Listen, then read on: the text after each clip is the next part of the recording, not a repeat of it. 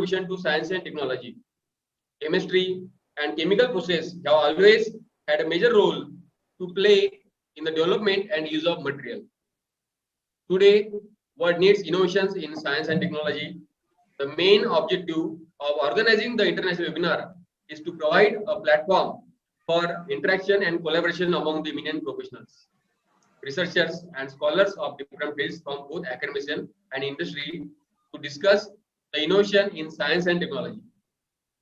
This webinar will be definitely beneficial to the participants in the field in general and young students in particular. For this international webinar, more than 3,500 participants have registered from different countries like Thailand, Philippines, China, Nigeria, Tanzania, Oman, Indonesia, Libya, Malaysia, United Arab Emirates, Pakistan, Romania, Albania, Sri Lanka, Bosnia, Myanmar, Afghanistan, Nepal, South Africa, Bangladesh, Uzbekistan, Egypt, Mexico, and almost all the states of India.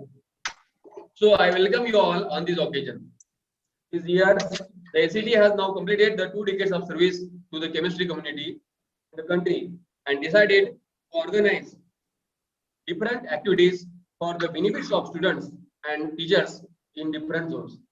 We have an opportunity to be benefited by the talk of Professor Sonia AC Carabineiro, New University of Lisbon, Portugal, Professor Brijesh Pare, sir, President of Association of Chemistry Teachers, and Professor and Head Department of Chemistry, Madhav Science PG College, Ujjain.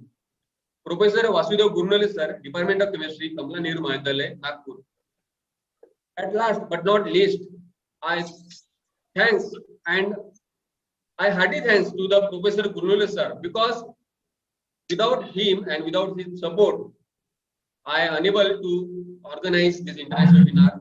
Also, I hearty thanks to my management members and my honorable principal, sir, Dr. Atish sir, because their support is with me always, so I am able to organize this international webinar. So at last again, I thanks as a convener. I thanks to all of you. I welcome all the resource persons, speakers, academics, and participants again, and thank you all. Thank you, sir. Now, I would like to invite respected Dr. Rajesh S. Chandanpat, sir, Principal of Srimati Narsamma Art Commerce Science College, Kiran, Nagar, Amravati. Please, sir, deliver your introductory remark. Over to you, sir. Good afternoon, one and all. On behalf of Srimati Narsamma Arts Commerce Science College, Kiran, Nagar, Amravati, and Dr. Rajesh Chandanpat, Principal of the college, extend warm welcome to all respected guests, scholars, participants, and faculty members on the occasion of inaugural function of an international webinar on innovation in science and technology, organized by the Department of Chemistry, Srimati Narsamma Arts, Commerce and Science College, Kiran, Nagar, Amravati, is in association with Association of Chemistry Teachers, Mumbai, to celebrate Silver Jubilee of Srimati Narsamma College, Amravati, and National Science Day. On this dais, we have President of the Program, Honorable Ramji Mahajan, Secretary of Srimati Narsamma Area Shaikshanik Trust, Amravati, Chief Guest and Inaugurator of the program, Professor V.D. Prabhu sir, General Secretary of ACD, Wilson College, Mumbai. Speaker of the today program, Professor Sonia, AC, Carabineiro, New University of Lisbon, Portugal. Professor Brijesh Pare, President, ACD, and Professor and Head of Department of Chemistry, Madhav Science PG College, Ujjain, and Professor Wasudeo Gurnule, Department of Chemistry, Kamla Nehru Mahavidyalaya, Nagpur, and Dr. Srikant Bansod, Head of the Department of Chemistry, Srimati Narsamma College, Amravati, Convener of the today international webinar, Dr. Atish Maldhure, and co-coordinator of this program, Dr. Mahendra Singh Pawar. Under the dynamic leadership of Sri Sekharji Bondhu sir, President Srimati Narsamma Area Shaikshanik Trust, Amravati, Sri Ramji Mahajan, Secretary Srimati Narsamma Area Shaikshanik Trust, Amravati, and honorable management members, our Srimati Narsamma College, continuously attain a new heights. Our college offer undergraduate courses in Arts, Commerce and Science and postgraduate courses in Organic Chemistry, Industrial Chemistry, Environment Science, Computer Science and Mathematics. We have research center in Chemistry, Botany, Physics, Mathematics and Sociology also. For this international webinar, more than 3,500 participants are registered. I hope participants get benefit from this webinar. Wishing great success to this international webinar. Thank you very much. Thank you, sir, for your introductory remark. Now, I would like to invite our guest speaker, Honorable Professor Brijesh Pare, sir, President of ACT and Professor Head Department of Chemistry, Madhav Science PG College, Ujjain, to deliver an inaugural address to us. Over to you, sir. Thank you very much, and very pleasant afternoon and good afternoon to all of you. The first and the foremost, we have a guest today, Professor Sonia from Portugal. So I welcome Professor Sonia for this program. It's an international webinar, and the college from Amravati, that is that Narsamma Arts, Commerce and Science College, in collaboration with Association of Chemistry Teachers, this webinar we are organizing. So all the dignitaries, on the dais, the principal of the college, Dr. Rajesh, Dr. Shrikant, and the convener and the coordinator of the program, and particularly Professor Wasudeo Gurnule, probably who is very instrumental in organizing this program along with this college. And what I can see, one of my friend, Dr. Aswar, is also there, who is my colleague in SET. So it's really very pleasant afternoon, and it looks, when even Professor Gurnule is involved in any of the programs, so registration is really goes very platform to so many people and across the border. So I'm very happy to be the part of this program today in an inaugural function. And the title is the Innovation in Science and Technology. This is something very, very relevant, and particularly looking to the new education policy now coming in India from this year onwards. So I hope, we are going to have good deliberations in the coming sessions. And as far as the Association of Chemistry is concerned, I would like to place on record that the Association of Chemistry Teachers has been working in India for the last 20 years. We got established in 20 years back.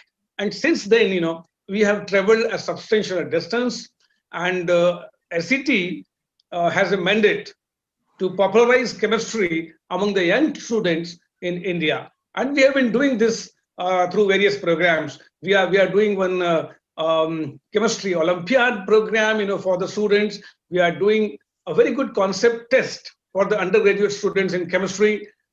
During the pandemic, we have come out with, it's a boon in disguise, with very good programs, even for research also. So we have done one research convention. In that research convention, various speakers from overseas, they joined our program, and we have talked about the various aspects of the research. So that is how, the SET is working, and we are almost, more than 2,500 members of this SET.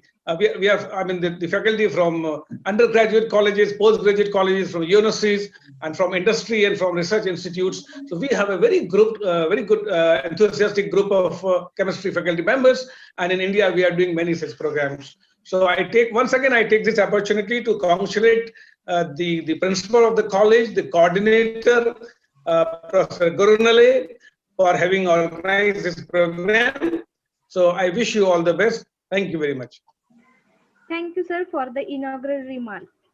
I would like to invite Honorable Shri Ramji Mahajan, sir, Secretary of Srimati Narsamma Hiraiya Shaikshanik Trust, Amravati, for the presidential address. Over to you, sir. Hello, am I audible? Yes, sir. Good afternoon, everybody. On behalf of Srimati Narsamma Hiraiya Education Trust, I extend warm welcome to all the respected guests, scholars, participants, and faculty members on the occasion of inaugural function of an international webinar on innovation in science and technology organized by Department of Chemistry, Srimati Narsamma Arts, Commerce and Science College, Kiran Nagar, Amravati, in association with Association of Chemistry Teachers, Mumbai, to celebrate Silver Jubilee of Srimati Narsamma College, Amravati, and National Science Day. Inaugurator of today's program, Professor Brijesh Pare, President ACT, and Professor and Head of Department of Chemistry, Madhav Science PG College, Ujjain. Speaker of today's program, Professor Sonia AC Carabineiro, New University of Lisbon, Portugal. Professor Brijesh Pare and Professor Wasudeo Gurnule, Department of Chemistry, Kamla Nehru, Mahavidyalaya, Nagpur. Principal of our college, Dr. Rajesh Chandanpat, Dr. Srikanth Bansod, Head of Department of Chemistry, Srimati Narsamma College. Convener of today's international webinar, Dr. Atish, Maldhure, and co-coordinator, Dr. Mahendra Singh Pawar. This trust was founded in 1963 when a great woman, Srimati Narsamma Hiraya Manyawar, donated 12.5 years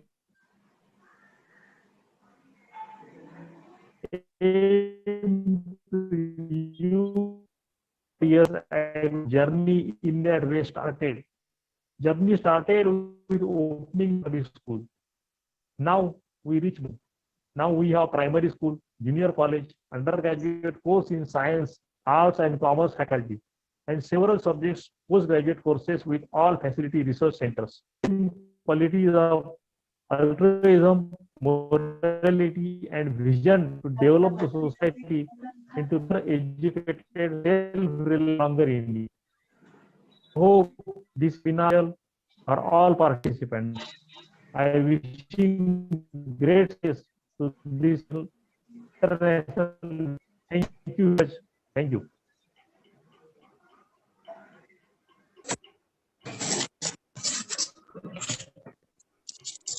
Thank you so much, sir. I would like to invite respected Dr. Mahendra Singh Pawar, sir, Department of Chemistry, for the vote of thanks. Over to you, sir. Good afternoon to all of you.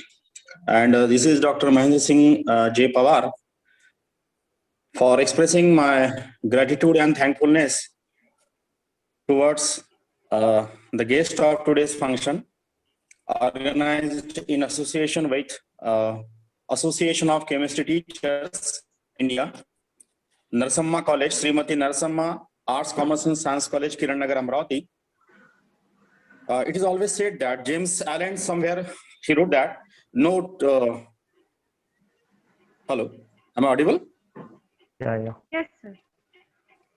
Hello. Yes, sir. Hello, am I audible, sir? Yes, sir.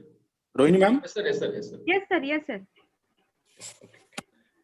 Somewhere it is said that thankfulness is just like a wrapping material and it is not delivered to the person to whom you are giving as a gift. So that thankfulness should be followed with the gratitude also. So I'm here to express my gratitude and thankfulness on the behalf of Srimati Narsamma Hiraya Shaikshani Trust, Srimati Narsamma Arts, Commerce and Science College, Kiran Nagar, Amravati, and from Department of Chemistry also. I express my gratitude to Dr. Brijesh Pare, sir, President of Association Chemistry Teachers, Professor and Head Department of Chemistry, Madhav Science PG College, Ujjain. Secondly, I express my gratitude to our trustee, Shri Ramji Mahajan, sir, for giving his precious time, and Dr. Rajesh Chandanpat, sir, Principal of the college. At the same time, I express my gratitude to a very key person and important person in this whole webinar organization, that is Dr. Wasudeo Gurnule, sir, Department of Chemistry, Kamla Nehru, Mahavidyalaya, Nagpur. And I'm just avoiding the barrier between you and the speakers and ending this vote of thanks and wishing, and I'm confident that this webinar and all the lectures which are formulated in this particular webinar will be definitely helpful for all of us. Thank you. Over to you, ma'am. Thank you, sir. Once again, I heartily welcome you all. Now we enter in our technical session, international webinar on innovation in science and technology, organized by Department of Chemistry, Srimati Narsamma College, Amravati. On this auspicious occasion, we have a dynamic personality with us as a resource person, Professor Sonia S.E. Carabineiro, New University of Lisbon, Portugal. Ma'am had completed graduation in applied chemistry at a new university, Lisbon, Portugal, and obtained her PhD degree in a chemical engineering catalysis in 2001 at the same university. Sir, I'm audible to everyone? Yes, ma'am. Yes. Yes. Okay, sir. She was postdoctoral researcher from 2001 to 2003 at Leiden University, the Netherlands, and from 2004 to 2007 at the University of Lisbon, Portugal. From 2007 to 2013, she was assistant researcher at the University of Porto, Portugal, and principal researcher from 2013 to 2018. In 2019, she was invited professor in the Wuhan Textile University, China, and integrated researcher at the University of Lisbon. She obtained habilitation in chemistry at the same university. In 2020, she became an assistant professor at the new University of Lisbon. She is a co-author more than 20 chapters in books.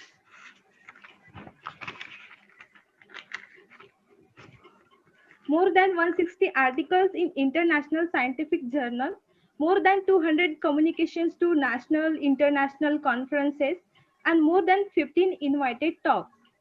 She is a co-inventor of one worldwide patent, evaluator of several international project proposals. She has more than 4,800 citations and H index of 39 Web of Science. She is a regular referee of several international journals, being currently one of the top female reviewers in the world, Publon Clarivet. She is also a member of editorial and reviewer boards of several journals.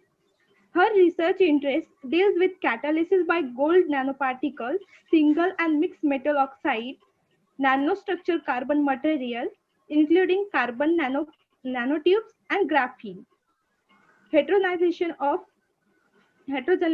of homogeneous complexes, and gas liquid phase oxidation and environmental catalysis. Professor Sonia ma'am name is included in a list of the top 2% most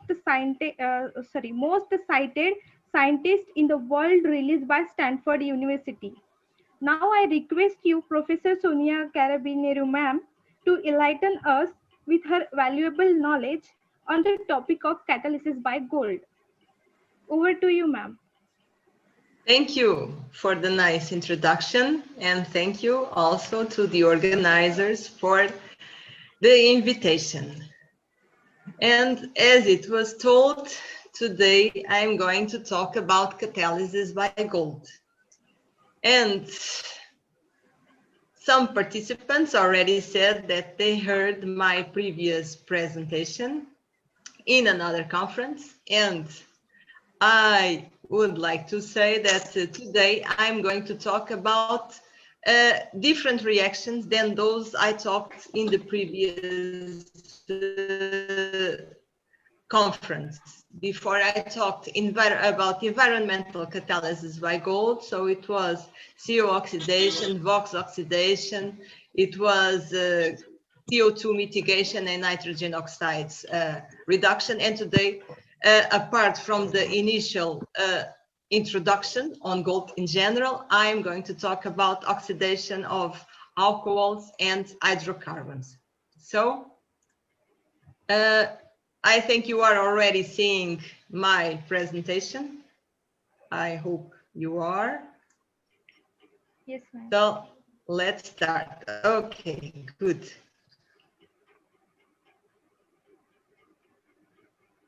So yes, catalysis by gold. So as it was told, now I come from the new University of Lisbon. So new is nova in Portuguese, means new. So it's new University of Lisbon, and this is the new logo. So It's quite nice. So for you to see a bit where I am located, where Portugal 49 and is, join so manager. here is the world map, and here is Portugal. So you see, it's a bit far away from India and from other places. So right here at the most western side of Europe. And for you to see the Portugal map here amplified. So here is Lisbon, where I am located now at the new University of Lisbon. And here is Porto, which is the second. And most of the work I did and I'm going to present today was made here at the University of Porto, because before coming to the University of Lisbon, where I am now, I was before almost 10 years in Porto University, also a very good university. But now the new University of Lisbon, here is the campus. This is the campus, and here is the Atlantic Ocean. So it's very, very close to the sea. It's a very, very nice location. So I invite you all to go there once the pandemic is over. So starting the presentation today, I'm going to talk about, just to mention for curiosity, some properties of gold, because gold is a very fascinating metal and I work a lot with it. So as we all know, we have all seen gold jewelry. Well, gold is yellow and shiny. It's the most obvious property of gold. It's also naturally occurring. It appears, it can be found in rivers, streams, etc. Not as much as we would like now, but before, in the old times, people used to go find gold, especially in America. It was very common. And gold also is inert in the bulk state. So if we have a gold bar, we know it will stay like that forever. It doesn't get rusty. It's not like iron, for example. It's also malleable. Malleable means that it can be beaten up to make very thin foils. So the thinnest gold foil that we can make with 1 gram of gold can be up to 3 square meters. So that's quite a lot. It's very malleable. It's also very ductile. Ductile means that you can make very thin wires out of it.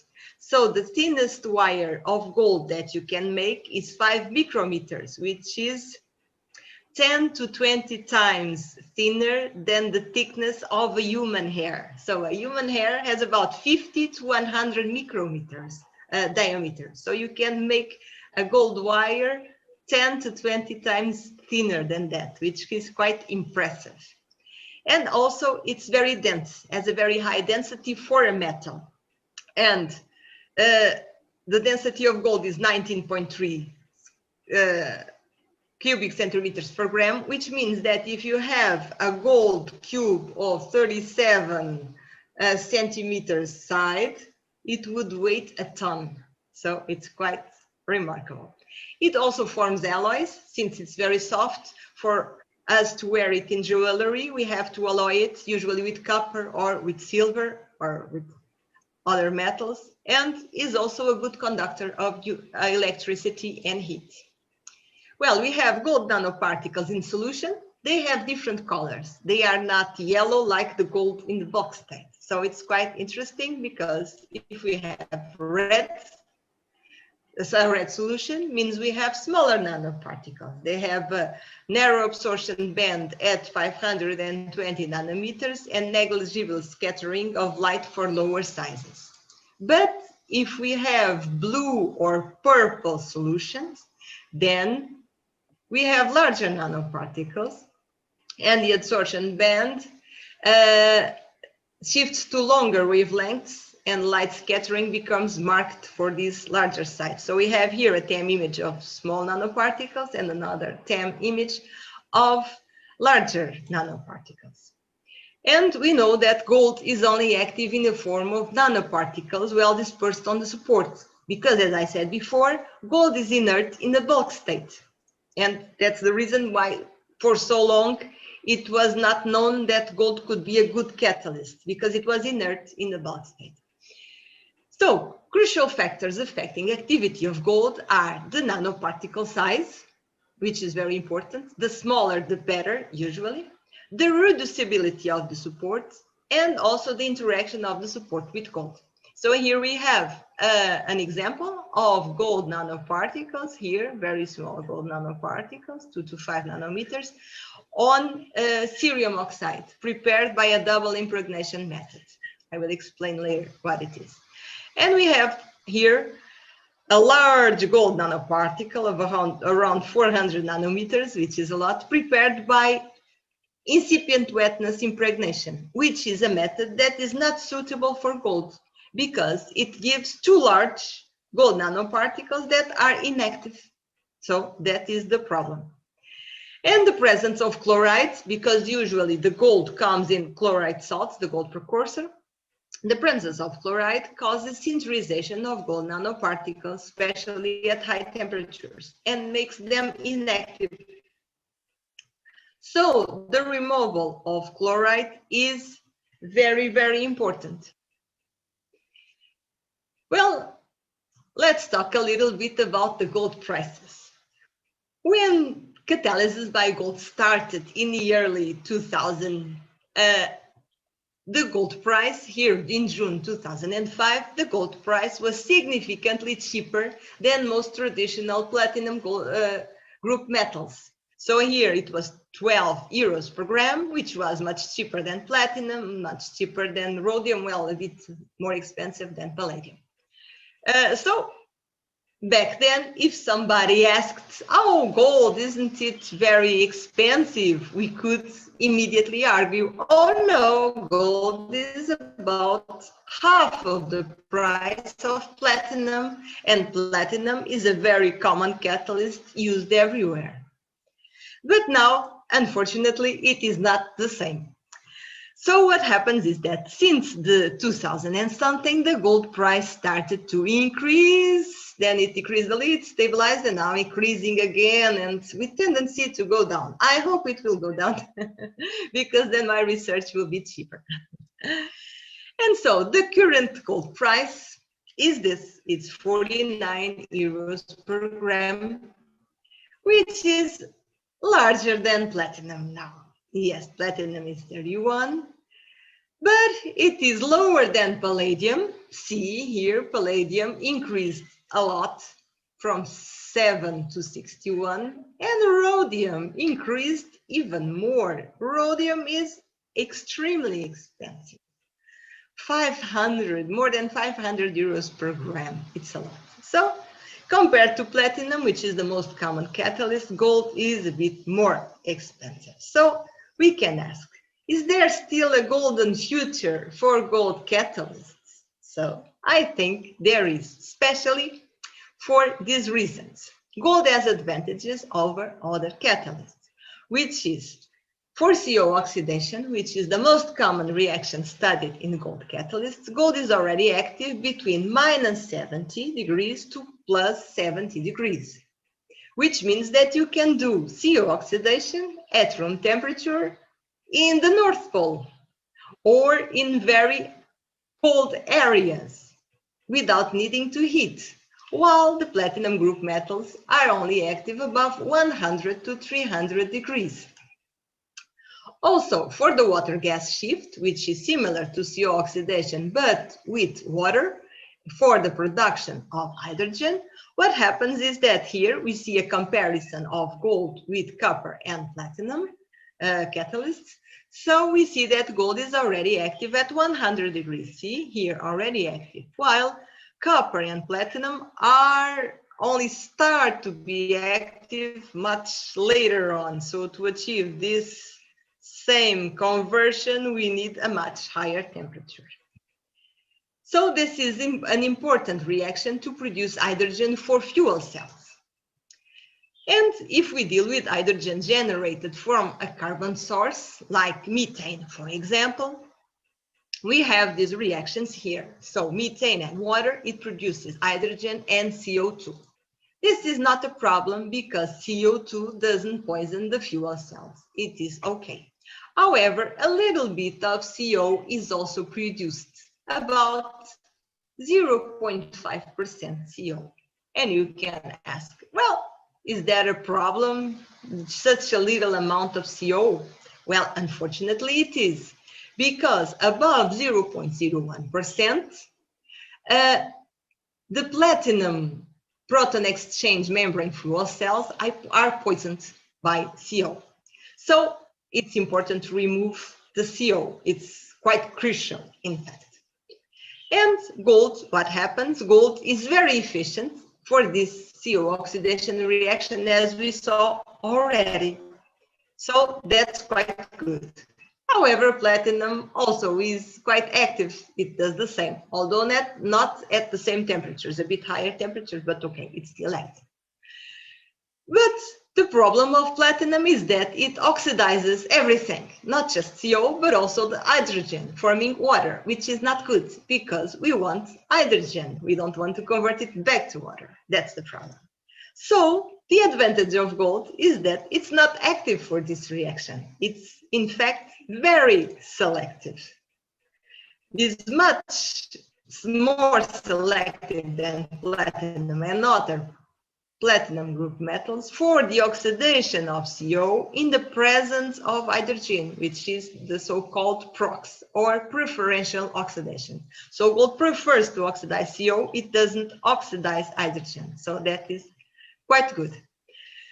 And gold also is nearly insensitive to CO2, and its activity is enhanced by water. So gold catalysts are very good candidates for hydrogen production and purification in these needs. And other reactions efficiently catalyzed by gold are this enormous list and much more. So I already said oxidation of CO, the preferential oxidation, water gas shift, oxidation of hydrocarbons, which I will talk a little today, decomposition of volatile organic compounds, oxidation of alcohols, I'll talk a bit today also, selective oxidation of sugars, direct hydrogen peroxide synthesis, selective hydrogenation, ozone decomposition, SO2 removal, NOx reduction, homogeneous catalysis, automotive catalysis, sensors, etc. So very, very much active for many reactions. And so, as I said before, impregnation is not active. It's not good to produce active gold catalysts. So let's see some efficient gold loading methods. So, especially for carbon materials, carbon supports, gold can be loaded by Sol immobilization or a colloidal method, in which the gold precursor is reduced by citric acid, or sodium borohydride, or other reducing agents, in the presence of an excess of stabilizing agents or surfactants, before adding the support. So these surfactants keep the gold nanoparticles apart from each other, and they prevent them from agglomerating, which is a problem, of course. There is the double impregnation method, in which the support is impregnated with the gold precursor and further with another solution of, could be sodium carbonate, and the idea is to remove the chloride. So the sodium chloride is removed by washing. And here we have a good example of gold on zinc oxide prepared by DIM. So you see here very small gold nanoparticles everywhere.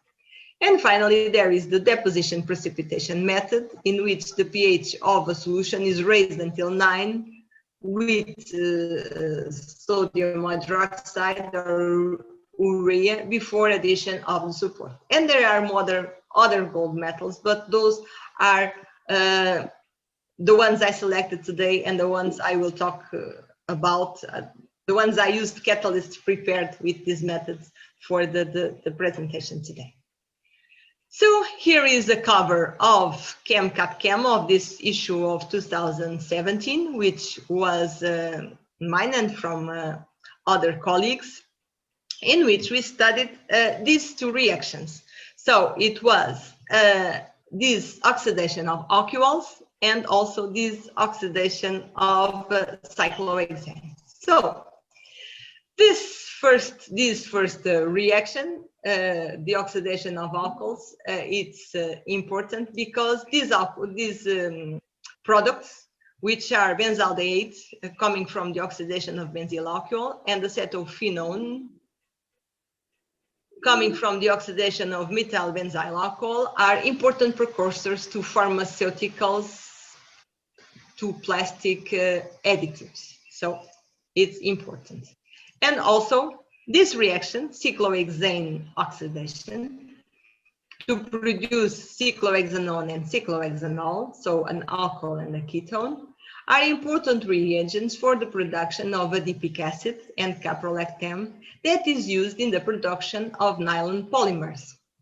So nylon polymers are these polymers that can be used to produce clothes, like those winter sweaters, for example, and also these nylon pantyhose for women.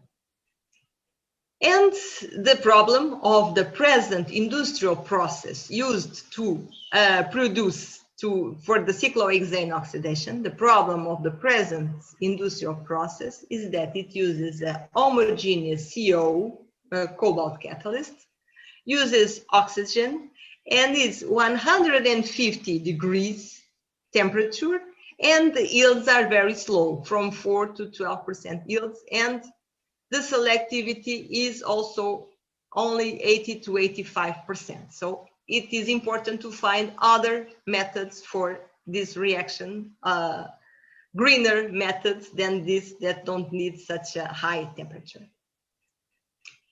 And so we have here some results of the oxidation of cyclohexanol to produce cyclohexane to produce cyclohexanol and cyclohexanol. So we have here results of gold catalysts on several supports. So here on carbon nanotubes, on activated carbon, on nanodiamonds, this is nanodiamonds in powder and nanodiamonds in liquid, on microdiamonds, and on carbon aerogels that are polymeric carbon materials.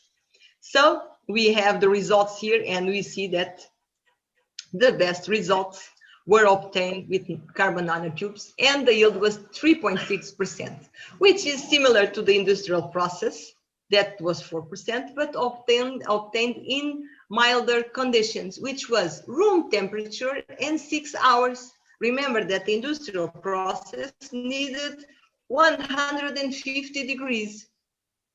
And here it was room temperature, and just 6 hours we obtained a yield very similar, shall we say.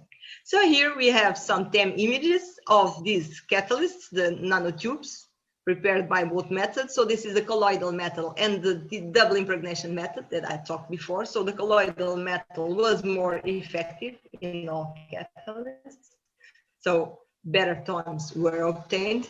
And if we look here at the gold sizes, we see that it was supposed that the best catalysts would be the aerogels if only the size of gold nanoparticles would matter. But no, we see that carbon nanotubes are in fact the best method, and the aerogels, although they have a very small nanoparticle size, they were not active at all. So what we realized was that the activity was not only related with the gold side, but also with the mesoporosity of the supports, which seemed to have a detrimental effect, both for the aerogels and also for the nanodiamonds, which were also not so active. So we did a recycling test here of the best catalyst, is here, and we see that up to 6 cycles, there is a very little decrease in the activity. There is no leaching of gold. So it was a quite good result.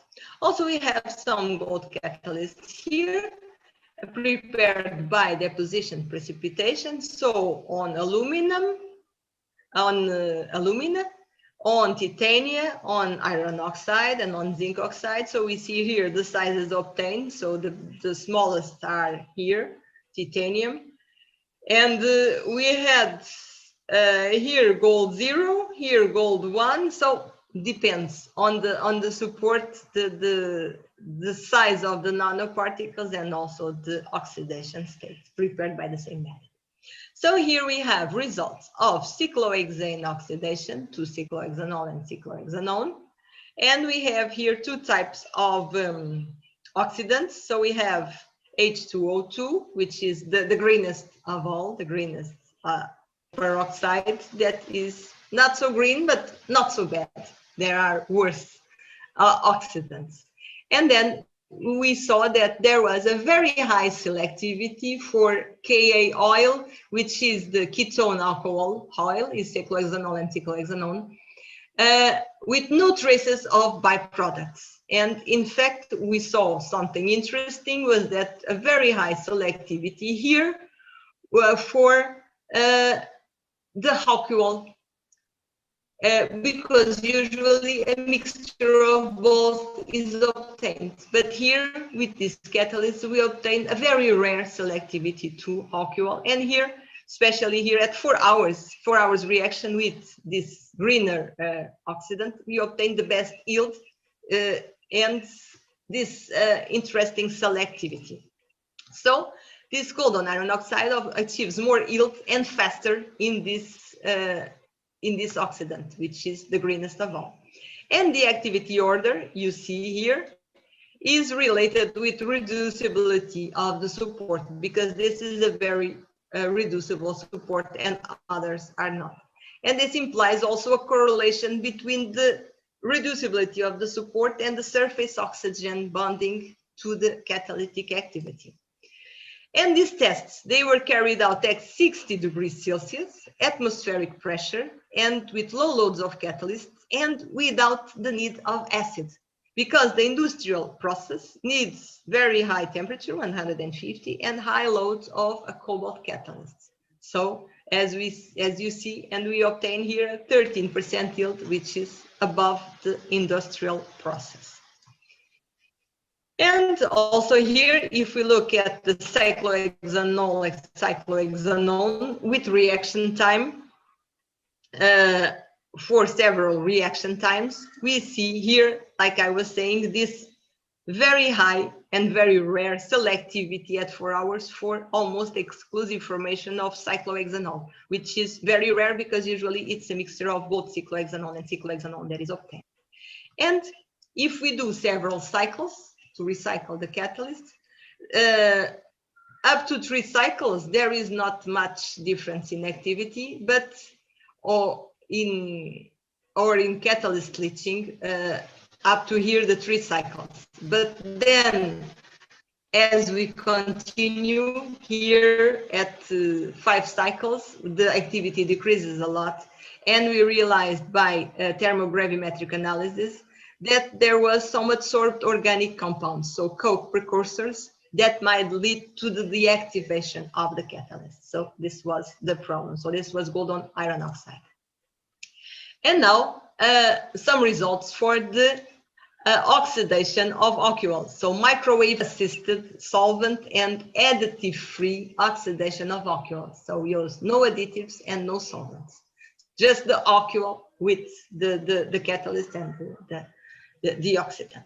So you obtain these results here for the benzyl alcohol oxidation and for the methyl benzyl alcohol oxidation. So the best ones here were iron oxide, gold iron oxide, and here gold titanium dioxide. So we can see that very high selectivities were obtained, see, above 99% for both benzyl diide here and here for acetophenone, with no traces of byproducts. So very high selectivities. And the best results, like I said, were obtained for gold iron oxide for this benzyl alcohol oxidation, and for gold titanium dioxide for methyl benzyl alcohol oxidation. Again, solvent-free conditions in the absence of any additive. So it was 1 hour reaction in microwave irradiation at 100 degrees. So it was, and we had to use the terbutyl hydroperoxide because H2O2 decomposes in this condition.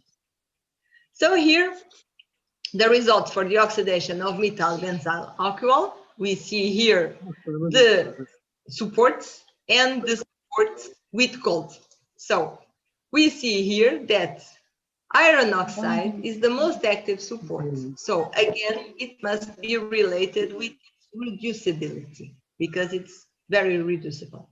However, we see that the largest increase upon gold loading is here for titanium dioxide. That goes from 5% yield to 91% yield just with 1% gold being added to the catalyst. See? So this large increase compared to the other catalysts is possibly related with the lowest gold size obtained on titanium, which is quite interesting. And the top values obtained for these gold on these catalysts are much higher than those reported in literature. So it shows the advantages of microwave irradiation. So we did some recycling tests of gold on titanium dioxide, and we see here up to 10 cycles, and we see here that up to here is fine. Here at the 5th cycle, we start to have a small leaching, and then here at the 10th cycle, we have already 90% leaching, and the gold size from 2.2 to 6.5 nanometers. So that is the problem.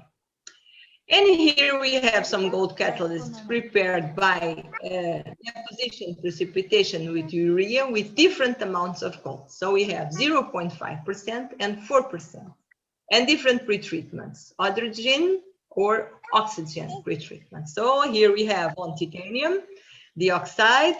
Here we have on cerium titanium, so it's mixed supports. Here we have lanthanum titania, so 0.5. All this is on hydrogen, this is on oxygen, and here exactly the same, but with 4%. So the same supports, mixed supports, and different treatments. So we have different sizes of gold nanoparticles and also different size distribution, but usually small size in all the cases. So we have the oxidation of methyl benzyl alcohol using this gold on mixed oxide catalyst. So this is the reaction. It was performed at 80 degrees using an oxidant of terbutyl hydroperoxide. Sorry. So we have here the best result obtained was with this with 4% gold on lanthanum titanium support pretreated in hydrogen, and we obtained a 98% yield of acetophenone. So here is the best catalyst. And if we do a recycle, we see here that the activity decreases a little, but the reaction was performed in mild conditions, 80 degrees and 1 hour. So also without acids, alkali, without microwave or solvent. So it's just a reaction, a very plain simple. Although this decrease in the yield, the selectivity was always maintained. And here we have, it was a front cover of a ChemCat-Chem journal and a cover profile. So it was a joint work between the University of Porto, where I was back then, and some universities of Mexico, and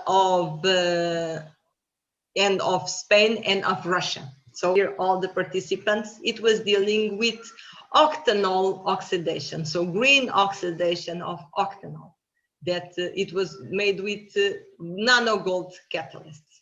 So here we have the octanol oxidation, the route that it can follow. And here we have the results. So it was performed at 1 atmosphere, room atmospheric pressure and 80 degrees Celsius.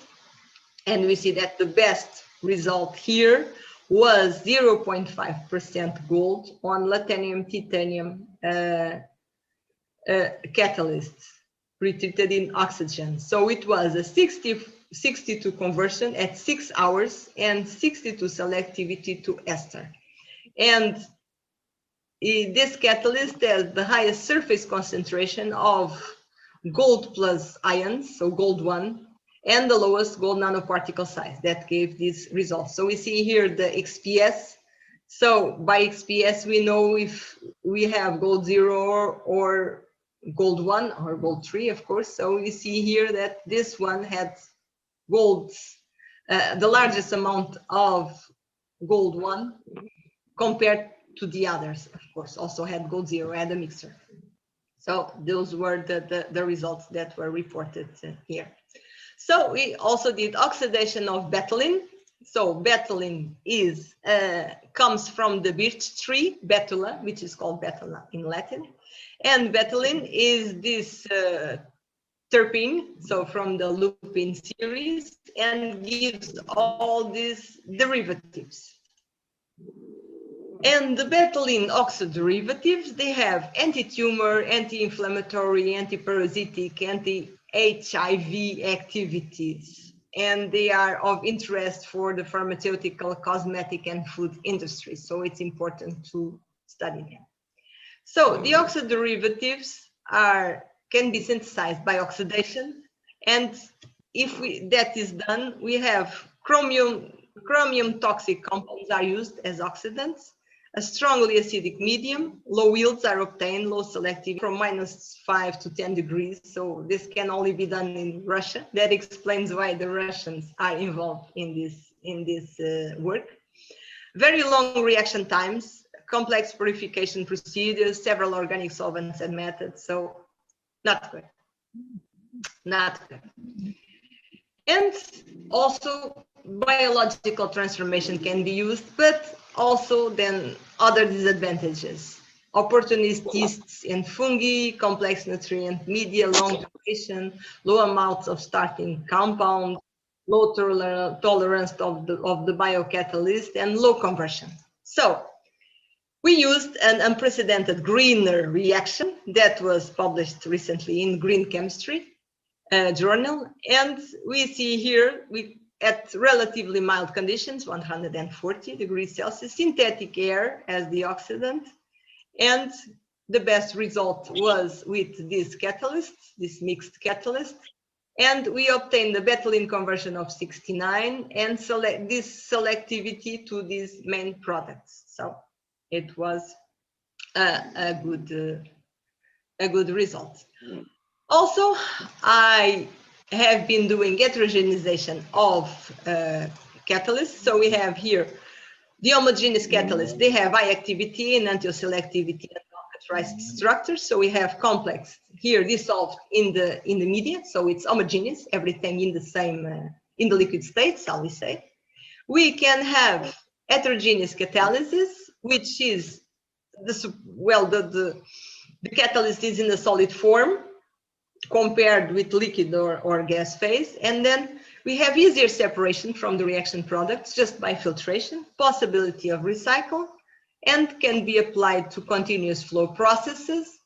And if we heterogenize the homogeneous complexes, if we link them to heterogeneous supports, we can have better advantages because we can recycle them, minimize workout procedures, reduce costs, decrease toxic wastes, and have the best advantages of both worlds, shall we say.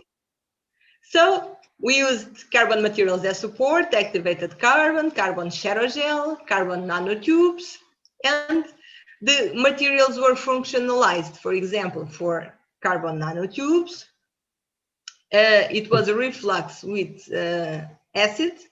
And then we obtain carbon nanotubes acid functionalized. And then if we functionalize those with sodium hydroxide, we obtain these carboxylate salts. And so we anchored on the carbon catalysts, on the carbon supports, scorpionate metal complexes. They are called scorpionates because they coordinate to the metal like a scorpion attack. So, and then those are this is the formula of the gold complexes. They are heterogenized by stirring in methanol from 2 to 8 hours at room temperature. It's enough. And it's a very fast process because here you see before and after 1 hour, the complex already disappeared from solution. It's already anchored on the carbon support. And this was the first report of heterogenization of gold complexes on carbon supports. It was reported by us in 2013. It was before never a gold complex had been heterogenized on carbon supports. And so we did the oxidation of cyclohexane, the same reaction, and here room temperature 6 hours. So we see here that the heterogenization produces better results because here is homogeneous, just the complex itself. This is one of the complexes, and here heterogenized on several carbon supports, the tones were better. So carbon nanotubes gave the best results here, carbon nanotubes, and this ox-Na treatment is the treatment with acid and then sodium hydroxide is the best results because this one here, and this one here are usually the best.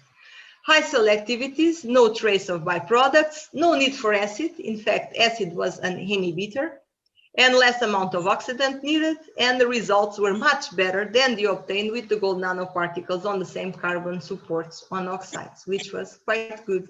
So the yield was 16%. Remember that this was only 4%, and higher temperatures, higher amounts of catalyst, etc.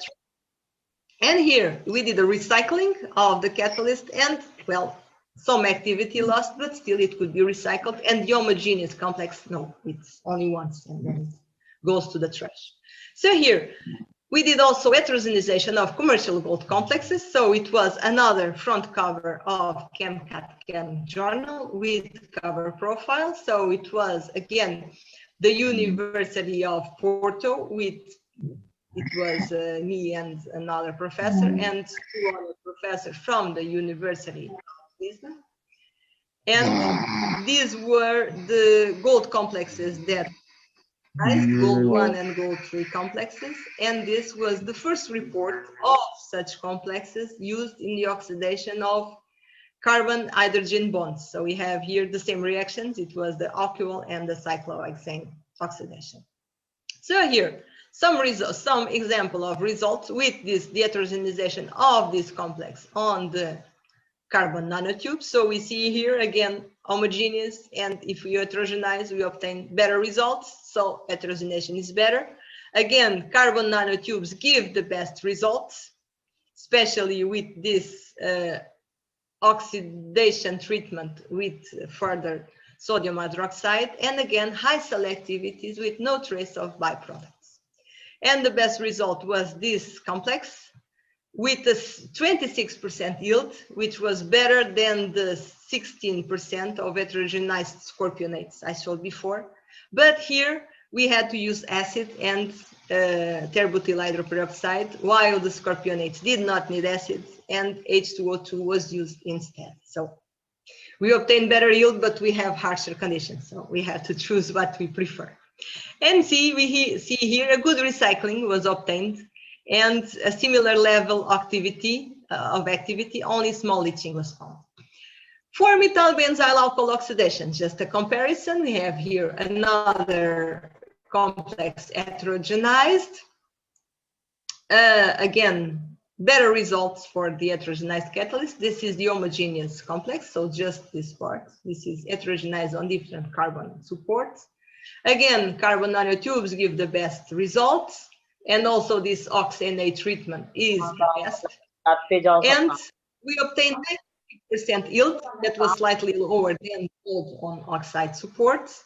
And still good recycling was obtained, see, up to 10 cycles, with only a small decrease here in the 8th cycle, and then due to a small leaching only up to this cycle. So it's quite good that we heterogenize because complexes can be reused again, and if it was homogeneous, no. So finally, some conclusions. Gold nanoparticles, they are good catalysts for several types of reaction. They occur at much lower temperatures than without a catalyst, and the small size of gold is very important, but it's not able to explain everything. Sometimes the activity depends also on the nature of the support, on the gold oxidation state and the interaction of the support with gold. Heterogenized gold complexes, they have advantages over homogeneous analogs due to the high activities and possibility of recycling. And in some cases, higher yields are obtained in greener and milder conditions compared to gold nanoparticles on similar supports. So my final conclusion is that gold catalysts have a golden future indeed. So some acknowledgements for funding, for collaborations, etc. And I invite you all to visit Portugal once the pandemic is over, especially Lisbon, where I am now, that has these very nice locations for you to see. So thank you for your attention.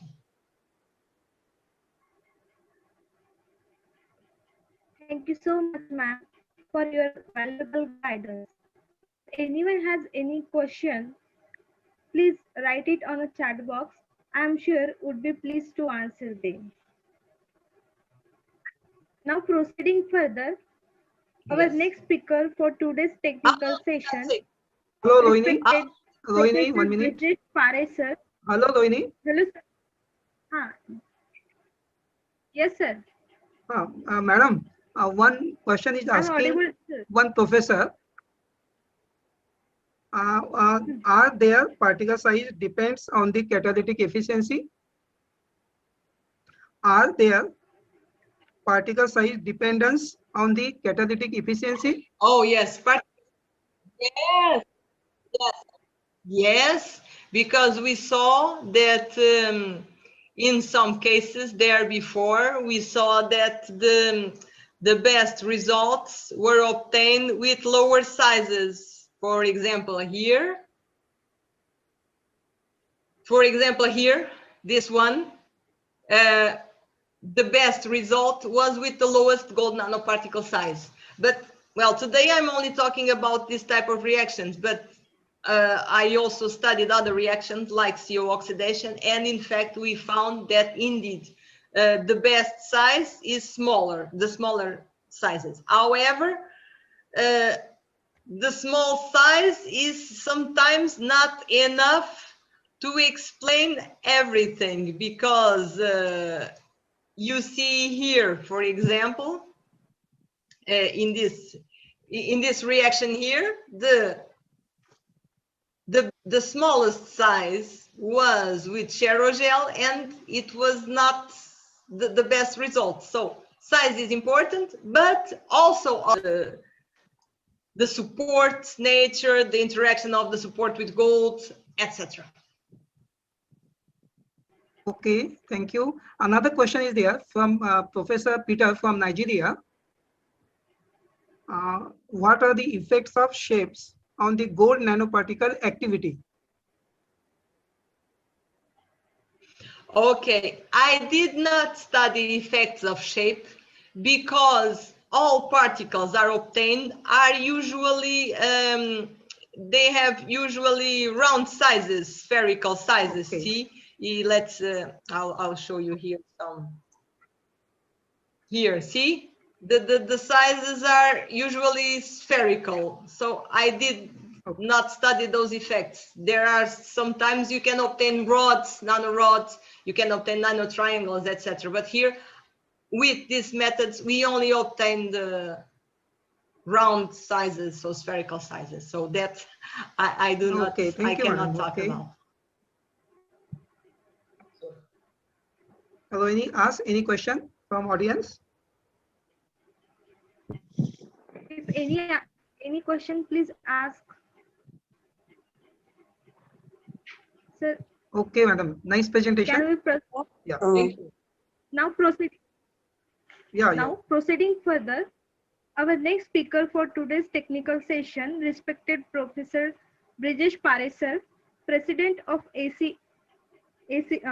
Association of Chemistry Teacher and Professor Head Department of Chemistry, Madhav Science PG College, Ujjain.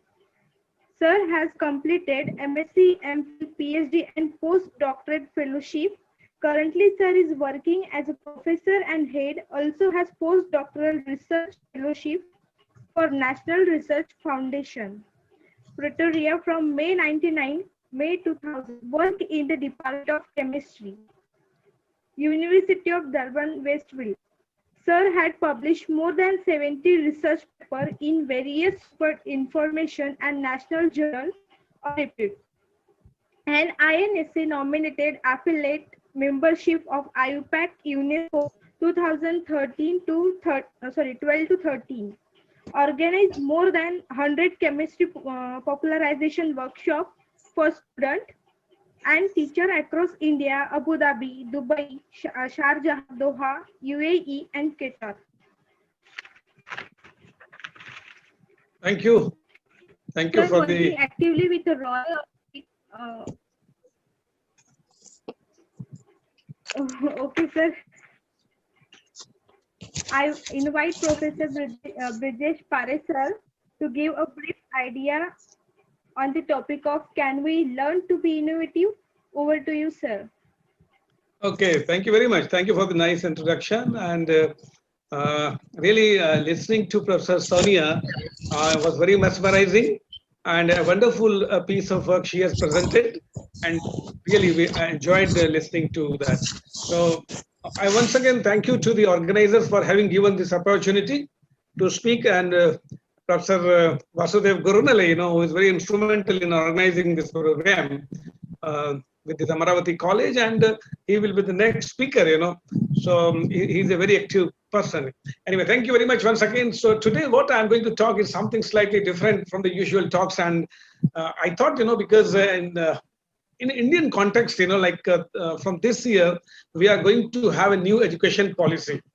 And in the new education policy, the stress is quite much given on the creative, the critical thinking, and the creativity, innovation at various level, at undergraduate level, at postgraduate level, and all that. Because let me tell you, this is something very important. Recently, the world is divided into two parts: those who do innovation and those who do not do innovations. As just you can see globally, those who are quite advanced countries, they are very much into innovation.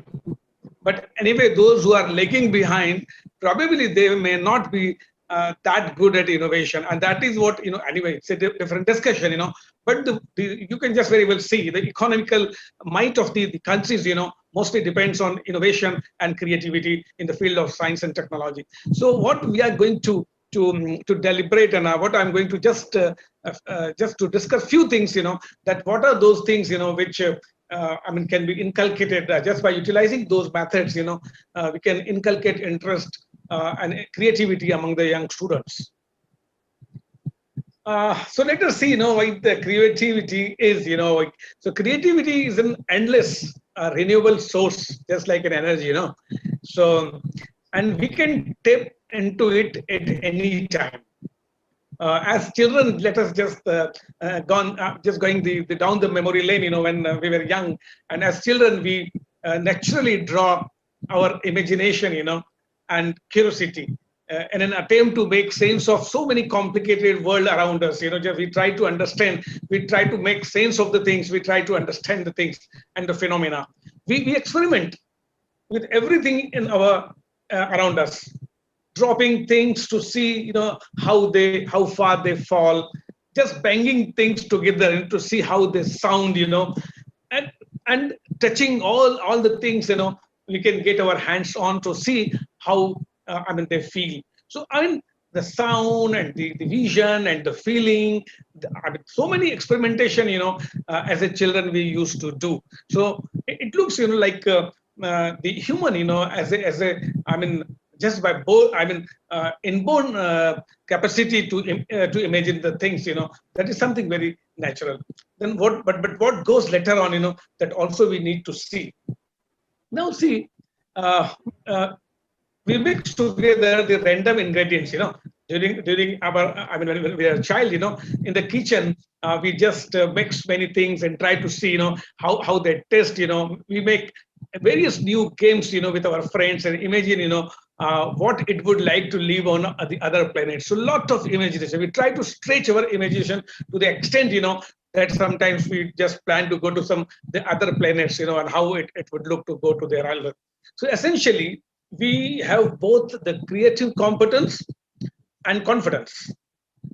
And the adults around us encourage our creative endeavors, building environment that tickle our imagination. Very supportive environment as a children we get, and our imagination has no borders. We can think we can go to any extent. Then what happens? Where the fault lies sometimes. Like during the adulthood, as we approach the adulthood, we are expected to be very serious, to work hard, and to be very productive. That is the first thing. You have to produce something. There is an ever increasing emphasis on planning and preparing for the future rather than experimenting and exploring in the present.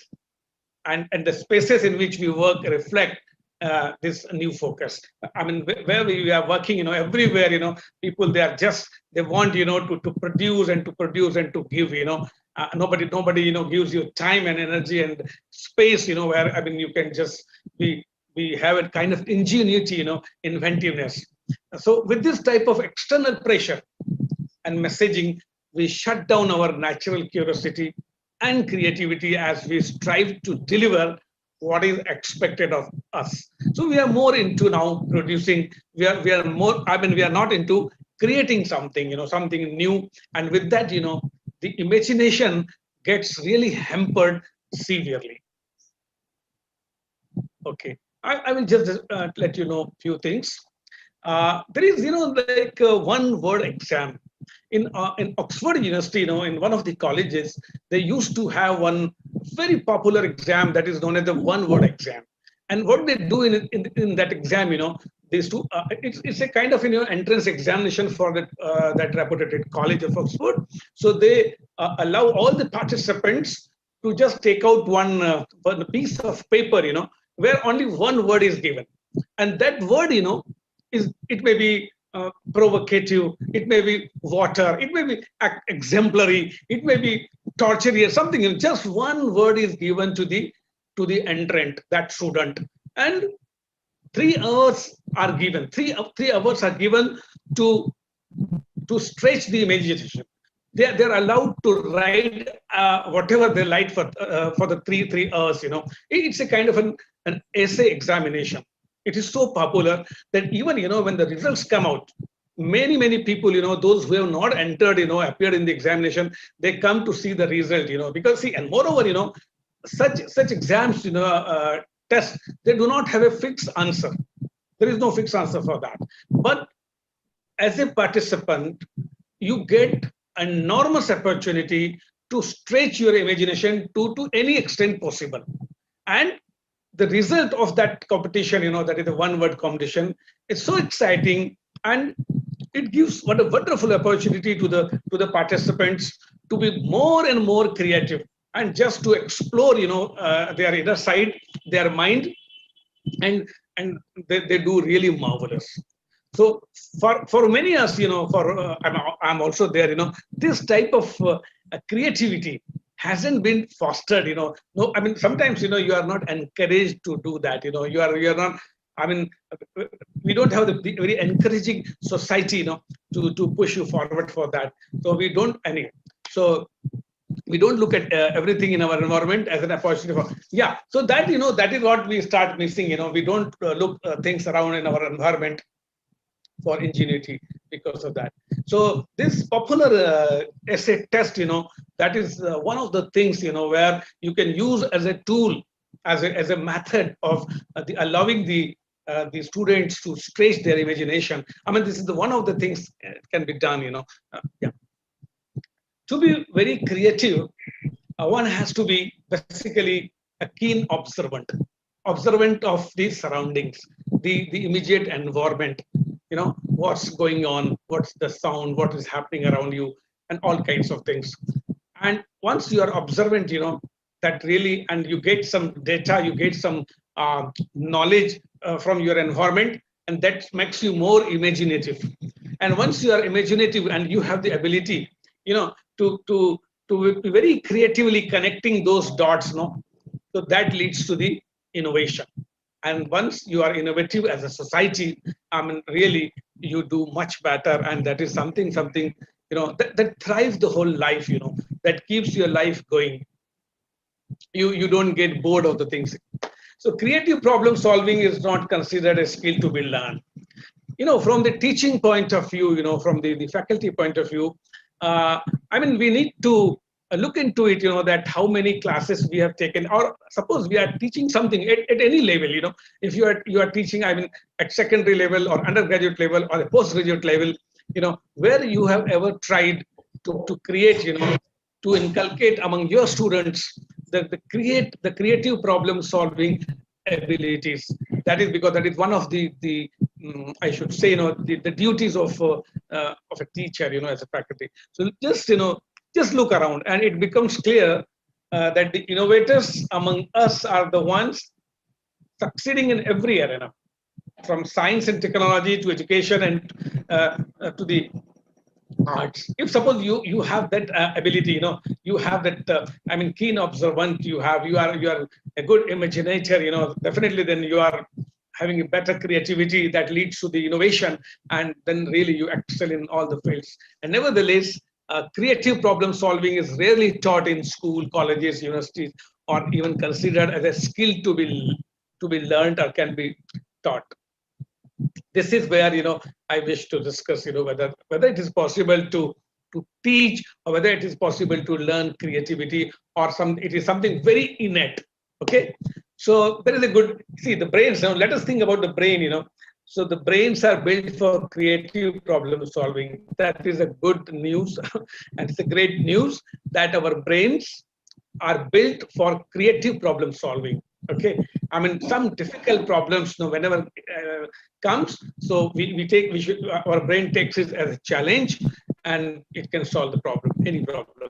And it is easy to both uncover and enhance our natural inventiveness. It's a very good news. I mean, whatever you have, that can be uncovered, and even you can go beyond that. I mean, whatever naturally ability you have for it, you can go beyond that. I mean, it can be enhanced. The human brain evolved over millions of years from a small collection of nerve cells with limited functionality to a now fabulously complex organ that is optimized for innovation. So this is something good. I mean, every human being has this capability to go for innovation, and that is a natural capability of the brain. That we have the ability to come up with an endless set of novel responses to the world around us is a constant reminder that we are born to be inventive. See, a very small thing, like, every day in our life, if suppose you are writing a mail to somebody, you are responding a question to somebody, you are doing any household thing, you are working in your laboratory, you are teaching something, you are reading, every time our mind constantly responding to the new challenges. They may be small, even in, suppose you are working in a kitchen, somebody, and one particular, thing is not available, which you want to put into any kind of a spice, it is not missing. What would you do? You try to find out an alternative of that. So mind is working on it. If you are not getting one particular thing which you wanted to have, but it is missing, and the mind starts working on something else, and certainly most of the times you get a very, I mean, sometimes you get a better alternative of the thing what you are looking for. So that is, a kind of an indication that mind is really innate for it, and it is, I would say, the hardwired, to help you to go for innovation. Creativity can be taught and learned. That is a good thing. many people question whether creativity can be taught and learned. They believe that creative abilities are fixed, just like the color of your eyes that cannot be changed. And there is a concrete, they feel as if there are people, those who have the natural and innate ability to be creative, okay, to be innovative. So that is not the thing. That is not the thing. I mean, and how is that is very natural to everyone. Each and everyone has a potential to do that. So there is a concrete set of methods and environmental factors that can be used to enhance imagination. And by optimizing these variables, creativity naturally increases. So that is a wonderful news. That everybody can stretch forward, the imagination. Thereby, he would be more innovative. But why it is not happening? Unfortunately, these tools are rarely presented in a formalized way, and as a result, the creativity appears to most people to be something magical, rather than natural result of a clear set of processes and conditions. So that is what we need to really make very clear, that innovation is, not only for the few placed people or some very special people, but anybody can do it. But the onus, sometimes is on the instructor, or I would say as a faculty, as a teacher on us, that it can be that kind of this skill, can be imparted to our student at any stage, no matter it is undergraduate, postgraduate, or maybe a research level. It can be imparted. But the onus is on us as a faculty member, as a professor, as a teacher. I would like to mention the name of Professor Tina Selig. She is a very senior professor of Stanford University, and she's working for the last so many years on the courses of creativity. And with that, she has come out with something very, very concrete, and she has nicely theorized the whole process, and she has designed, and just put forward one innovation engine. Just you can see this, this is given by Tina Selig. So this is an engine, where there are 6, I would call, the parameters for innovation kind of thing, to have the ability to be innovative. So it starts from, it's like this is the inner side, of that. This is the inner side where it is written knowledge, imagination, and attitude. This is the inside edge. But it is followed by 3 other things, that is resources, habitat, and culture. I will just let you know how these 3 are going to affect. Now, the inside of the innovation engine, there are 3 parts. The first one was the knowledge, which provides the fuel to your imagination. So to be imaginative, you need to have the knowledge. That is the first. Your imagination is the catalyst for the transformation of knowledge into ideas. So once you have a good knowledge, it leads to imagination. Once you are imaginative, so that imagination is a catalyst for the transformation of your knowledge into the ideas. Then third is the attitude. That is very important. Your attitude is a spark to set the innovation engine in motion. As we know that, for any engine to set in motion, you have to have a spark. So attitude is very important. The attitude, that means, yes, I can do it. Yes, I can do it. And you should have that much of confidence, and then you can do it. So these are the 3 things, okay? Knowledge, imagination, and what is the third? Attitude. Fine. Now, but there are outside influences also for a society or for an individual to be innovative. Resources are all the assets in your community, the community in which you are residing, you are living, all the resources, you are going to use those resources, Then habitats are your local environment, your home, your school, your office, your college, and everything. That is habitats. And the culture is a collective belief, the values and the behaviors. Like, the culture has to be very, very encouraging for an individual or for a society to be innovative. If suppose, what happens, as in a school or in a college or in the university, if a student, comes out with something very awkward, and very abstract kind of results, for one particular problem, and if he is reprimanded, or he is scolded, immediately. So he's not going to be encouraged with that. But if suppose the culture, if your society is like that, who supports any kind of innovation, any kind of creativity, because, most of the creative works and innovations initially looks very absurd. I mean, sometimes, they may be absurd, but many times all the big inventions, and discoveries, they look very absurd. But it is for the seniors, it is for the society, the others, those who are there around that fellow, the innovator, to be very, very encouraging and very supportive. So if you have a culture like that, so I think these are the three parts of the outside part of the innovation engine. That is resources. You have more resources, you can utilize it, or just you can generate more resources, and habitat, that is very important. So this is very happy with this innovation engine, and just by working on these kind of things, we can have a better, more innovative society, and we can work more for the science and technology. Acute observation is the key skill for gaining valuable knowledge. Yeah, because we are talking about the knowledge. The knowledge comes with the observation, and this knowledge is the fuel for imagination. Just we have talked. Let us see. I just want to talk one this example. From I have taken from Dr. Tina Slig's one research paper, and it shows how to how to deal with our students, and how to inculcate innovation in that. So what they have done, they have given a very small, a very simple exercise to the students. So the instructor, said the redesigning of the name tag. The tag, which is put, where when you go to any conference or anywhere in the office somewhere, so you put your name tag. So it was told to the students that we don't like name tags at all. The instructor said, okay, the text is too small to read. They don't include the information the instructor wants to know, and they are often hanging around the wearer's belt buckle, which is really awkward. The students laugh when they realize that they too have been frustrated by the same problem.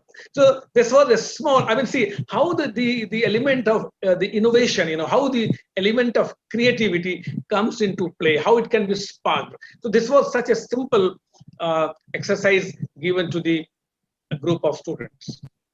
Now see the reaction, what happened. Within 15 minutes, the class has replaced the name tags hanging around their necks with beautifully decorated piece of paper with their names in large text. See, the instructor, initially said that the names are in small, the text was small, so they made large text. And the new name tags were pinned neatly to their shirts. They've done it. They are pleased. They have successfully solved the problem and are ready to go on to the next one. But the instructor had something else in mind. He collected all the new name tags and put them in the shredder.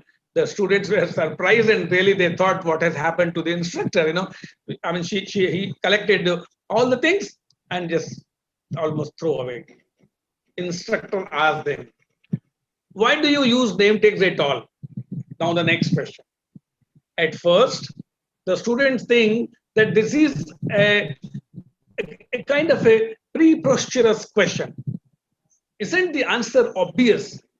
See, they thought, everybody knows, that why do you use the name tag? Of course, we use name tag so that others can see our name. That was the answer. They quickly realized, however, that they have never thought about this question. But they might have, just stayed for a few seconds. They replied to it, but they also thought that for the first time, they realized, they thought about it, why they are using the name tags. After a short discussion, the students acknowledged that the name tags serve a sophisticated set of functions, including stimulating conversation between people who do not know each other, helping to avoid the embarrassment of forgetting someone's name. Those, going very frequently to the conferences, like Professor Gurnule, those who are visiting and meeting so many new people in the conference, so we all come across these kind of things, so forgetting someone's name and allowing you to quickly learn about the person with whom you are talking. Sometimes this happens and it really just put you into a very awkward situation. So that is what, this kind of things were going in their mind. With the expanded appreciation of the role of name take, students interview one another to learn how they want to engage with new people and how they want others to engage with them. Because see, where the name take was supporting a kind of a conversation between two slightly new persons, in a conference somewhere. These interviews provide fresh insight that lead them to create an inventive new solution to push beyond the limitations of a traditional norm. Here the creativity has come into play. One team broke free from the size constraint. What happened initially, it was a small take, they made it a large, that was the size constraint of the tiny take, and designed a custom t-shirt. Now they just threw away that, small piece of paper or a piece of the plastic kind of thing, and designed a custom t-shirt with a mix of information about the wearer in both words and pictures. Features were the places they had lived, the sports they played, their favorite music, the members of their family. They vastly expanded the concept of the name tag. It was not a name tag at all. It was a kind of a short resume, I would say. Instead of wearing a tiny tag on their shirts, each shirt literally became a name tag, offering lots of topics to explore. Another team realized that when you meet someone new, it would be helpful to have relevant information about that person fed to you on an as needed basis to help keep the conversation going and to avoid embracing silences. They mocked up an earpiece that whispers information about the person with whom you are talking. See, from the small tag, they have developed an earpiece. It discreetly reveals helpful facts such as how to pronounce the person's name, his or her place of employment, and the names of mutual friends. See how things got extended now. Yet another team realized that in order to facilitate meaningful connection between people, it is often more important to know how the other person is feeling than it is to know a collection of facts about them. Okay. Now they went a step ahead. Instead of giving so many related information related to the person to whom you are talking, the feeling has come into the play. Feeling. They designed a set of colored the bracelet, each of which denotes a different mood. The green ribbon means you feel cheerful, the red ribbon, you feel stressed, the purple ribbon, the fortunate and all that. Just by combining the different color ribbons, a wide range of emotions can be quickly communicated to others. See the level of innovation, facilitating a more meaningful first connection. That was the purpose of the tag, So see how the groups within a larger group, they were working on it. So this is how, the ingenuity, the inventiveness, has to be inculcated. It is to be possible and it can be done. Okay. Are you paying attention? So I'm giving one small story about that. So if you have to be very creative, you have to be innovative, you have to be, definitely we talked about it, the observation has to be acute, and you should have a focused observation in order to identify opportunities for innovation. That is very important. And just a very, very small story I'm giving you, a wonderful story by an American novelist, David Foster Wallace. The story he designed, to say, what is observation. So two young fish swim past an older fish. As they pass the older fish, he says, "Morning, boys. How is the water?" See, they are somewhere in the sea, or maybe in a river, everywhere around water. But what the older fish ask, "Morning, boys. How is the water?" The two young fish continue on for a while until one eventually asks the other, "What the hell is water?" So that is the thing, They are into water all through their lives. The fish, they take birth and die there only. but they are not aware of their immediate surrounding. So that is a very powerful thing, to you just bring your attention about the message in this fable is that we often don't notice the things that are most important to our lives. We are literally blind to the water. So that is what is required. One has to be creative.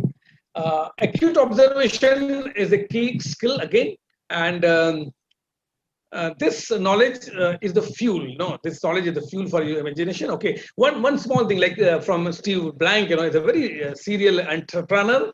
He provides a great example. He has been on the founding team of some 8 to 10 different companies. So many people have the praise Steve for his creativity and fearlessness. He says that I'm not brave, I'm just incredibly observant. So one has to be incredibly observant. Steve has discovered that the more you observe, the more data you collect, and the more patterns you see, and the more boldly you can act. That is the key to be the innovative. Okay. So as Steve would say, this is the big idea. This is the big idea. I mean, just you have a good observation, get more data, collect more data, have more patterns out of the data, and then more boldly you can act. Okay. So I think I should, this is sufficient for my today's thing. And thank you very much. Today I wanted to speak on a slightly different mode, and this is how I think for my students particularly, how can be very creative. Thank you very much. Thank you organizers for giving me this opportunity. Thank you, sir, for guiding us. Now moving toward last speaker of our technical session, respected Dr. Wasudeo B. Gurnule, sir, Professor, Department of Chemistry, West Zone, Kamla Nehru Mahavidyalaya, Shakardara, Nagpur. Sir is presently working as a professor in Department of Chemistry, Kamla Nehru Mahavidyalaya, Nagpur. Sir is recently honored by 2018 Albert Nelson Marcus Lifetime Achievement Award and Best Researcher Award by Rashtrasant Tukdoji Maharaj, Nagpur University, Nagpur. Sir has delivered more than 35 talks in national international conferences, organized 6 national and 3 international conferences for the researcher of India and abroad. Now I invite respected Dr. Wasudeo Gurnule sir to throw light on the topic SBR, antimony oxide rubber nano composite. Over to you, sir.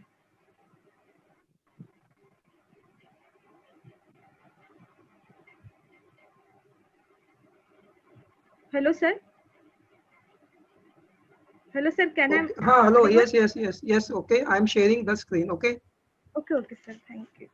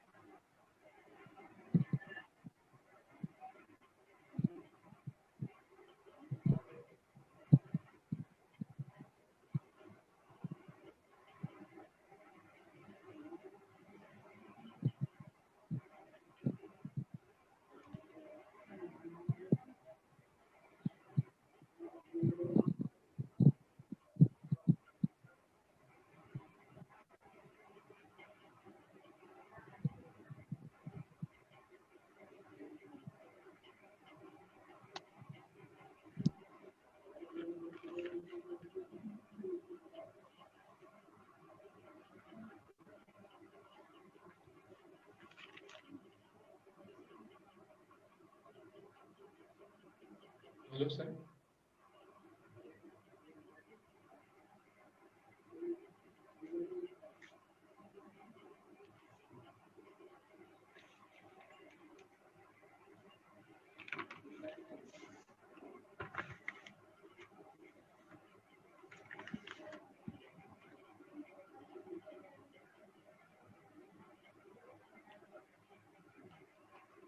Rohini, is screen visible? Yes, sir. Yes, sir.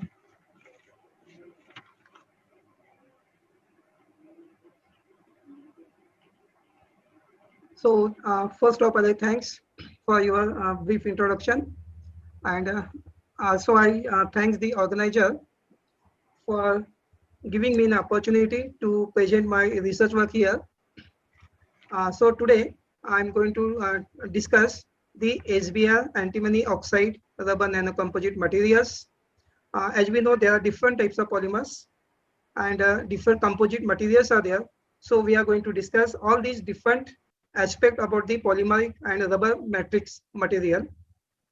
So as we know, in our everyday life, we find number of things, and here we use the polymeric material for the different purposes. And here it is shown in this slide that we can use this material as a textile and as a adhesive material in paint industry, or as a electronic material for packaging material, and also for the automobile and healthcare. But now here we are interested to study for the what is the use of this rubber, particularly for the rubber industry. And so here for the automobile, rubber is a very important material. So number of uses are there, but out of that we are going to discuss the rubber material in this part. Now, when we are going to discuss the advanced polymers, in that case, what is now advanced polymer is nothing but the smart polymers, and the smart polymers have also number of applications in the research field and also in different field.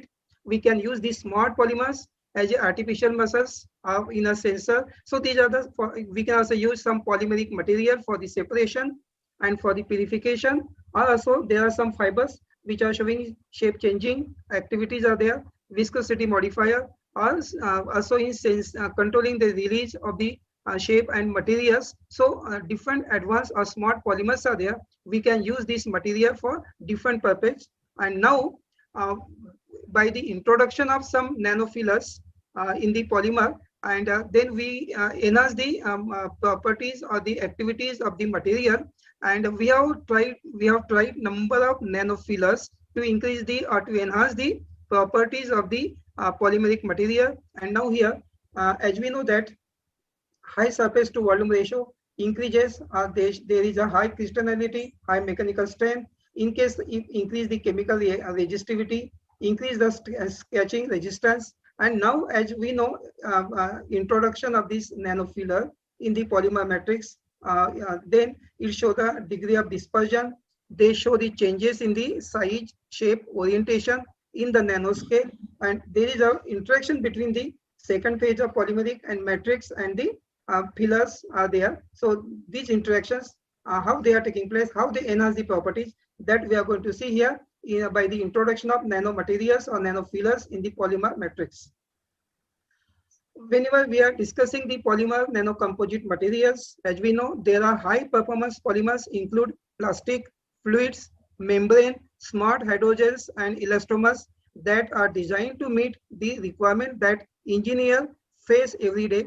And now we can say that there are so many materials, they show multifunctionality, and they changes the properties, like they are transparent, flexible, electrical conducting polymers, increase the environmental stability, increase the diffusion constant, increase the durability, thermal stability also get enhanced, biodegradability. So number of properties are these materials. When we add some fillers, they show the multifunctionality. In short, we can say that these materials show the enhancement or some properties changing in the properties. And so in short, we can say that these materials are showing multifunctionality.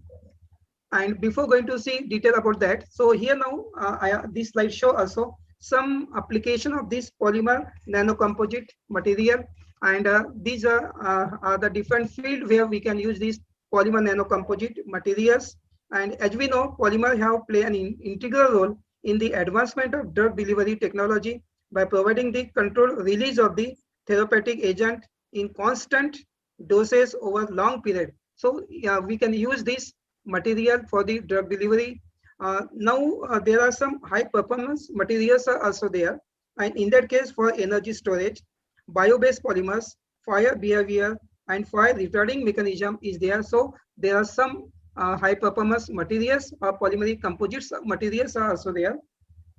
Now, in case of the biomedical materials, we can say that bioactive glasses are there, fibers are there, biomedical dental applications are there. So we can say there are number of fields where we can use this, but these are the major field where we can use this polymer nanocomposite.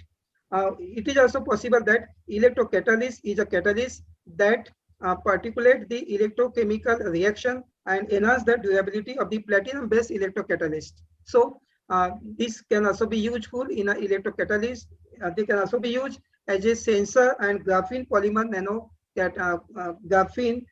These sensors and also graphene with the lignin polymer or oxide sensors. So they are useful for different purposes and also electrode material. So these are the some field where we can use the polymeric nanocomposite material.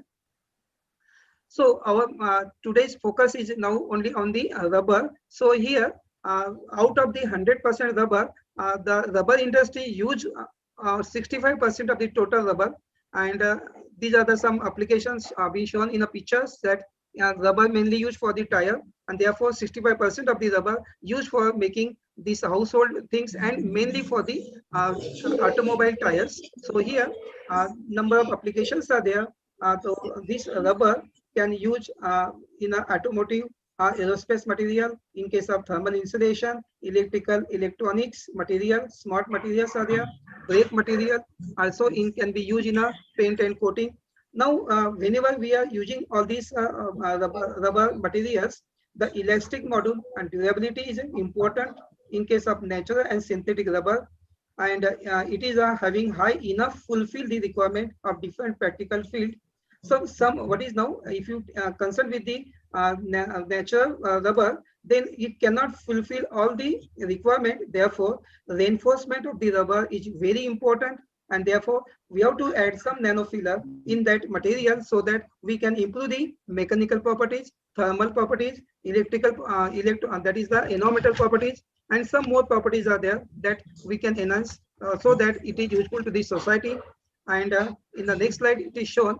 So what are the different nanofiller for the reinforcement of the rubber? So carbon nanomaterials, carbon can be used, filaments sometimes we can also use, silica is generally used as a silicate and also used, and here other some materials are shown here.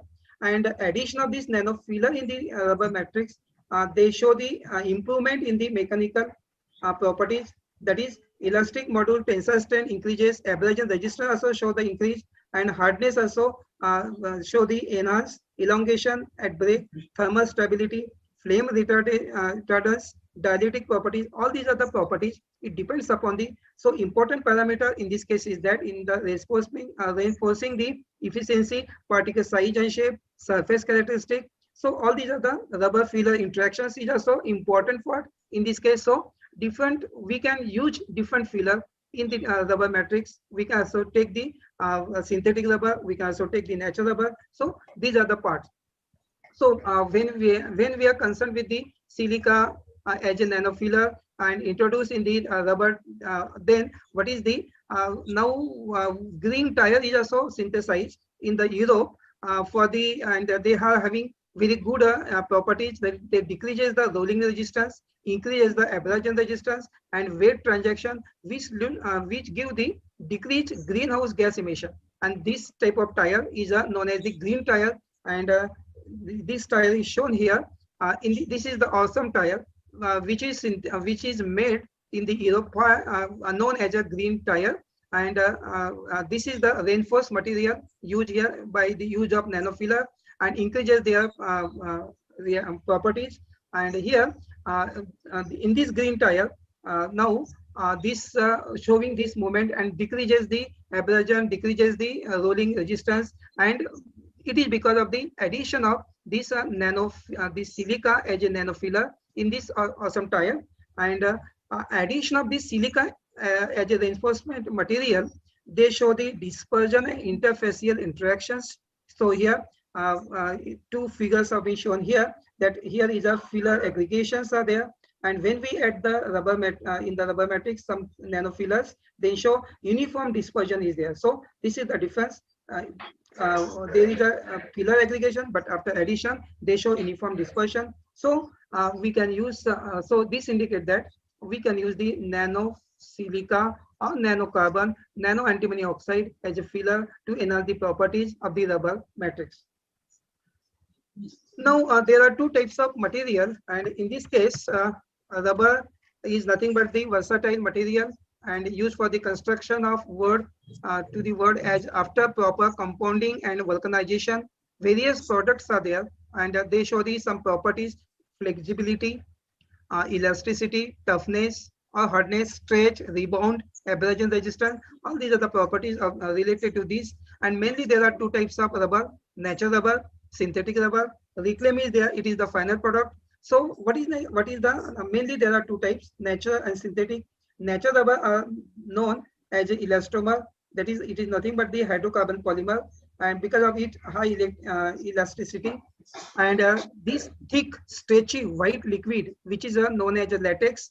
Some suspended solid particle may also there as a impurities. So monomer in this rubber can be used as a isoprene in case of natural rubber. These are the some areas here shown figure. That is the pieces of natural vulcanized rubber in first one, and in the second how the latex is collected from the rubber tree is shown. And rubber tree is a plantation generally found in Indonesia and Thailand. And here we can say that natural rubber are also called the India rubber. Latex is a canchu, as initially produced, consists of polymer of organic compound isoprene with minor impurities are there as organic compound and some water. Thailand and Indonesia are the major producer or leading country for the rubber producer.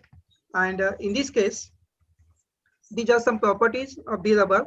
And synthetic rubber is also the artificial and man-made rubber, which is industrially produced by synthesizing from crude oil or petroleum and some other such minerals as a byproduct. Main property of this material is the elasticity or deformation under stress or extreme force, but it is also has the ability to return to the original shape, so without any permanent change or damage. So butadiene rubber are known as a most elastic rubber, and copolymerization is possible by taking the two compounds or two monomer.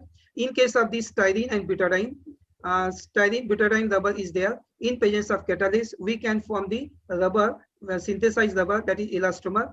And styrene butadiene rubber is the can be synthesized in the laboratory, and purpose of to make this rubber only for the tires of automobile. And also it can also be used as an adhesive for the shoe sole and also floor tiles. So here these are the some pictures of the this rubber where we can use. So as a rubber tube, rubber bands, or some small materials useful for everyday life. And these are the tires mainly used for this making the automobile tires. Now we are discussing SBR rubber. So in this case, this is the one procedure is shown, flow chart. And in this case, hard rubber, which is used for the sole and sole of the shoes, also for tire threads, and also for the places where durability is important. And copolymer, that is also known as block copolymer. And here we have to take the butadiene, 1,3-butadiene, styrene, and this is the monomer tank. We have to polymerize, that is nothing but the emulsion polymerization.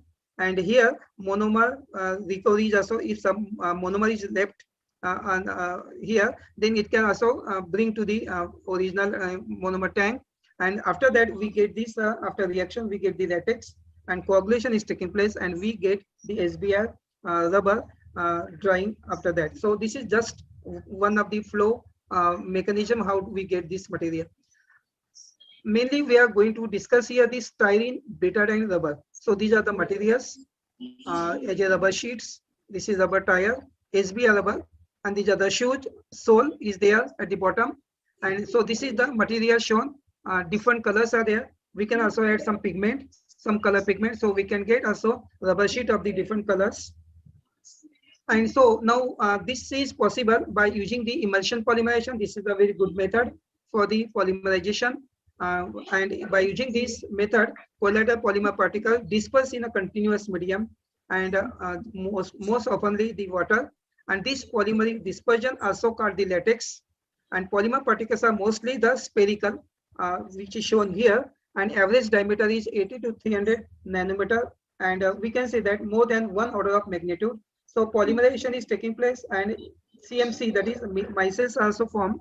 That is a critical micelles concentration. So here, in this way, this is the one figure shown after polymerization in presence of the here the monomer polymerization undergo the polymerization emulsion, and in presence of water. So this is the spherical particles, which are the polymer particles are there in spherical forms. And in this is the arrangement of the particle we after getting the material. And in this case, it is shown this emulsion polymerization material useful for the what is the also known as sometimes radical chain polymerization, and it involves the polymerization of monomer in the form of emulsion, that is colloidal dispersion. And so here how the arrangement is there. See, the monomer droplet one is there, here is shown, and from this we get micelle formation. See, here it is shown. After polymerization, we get this type of material.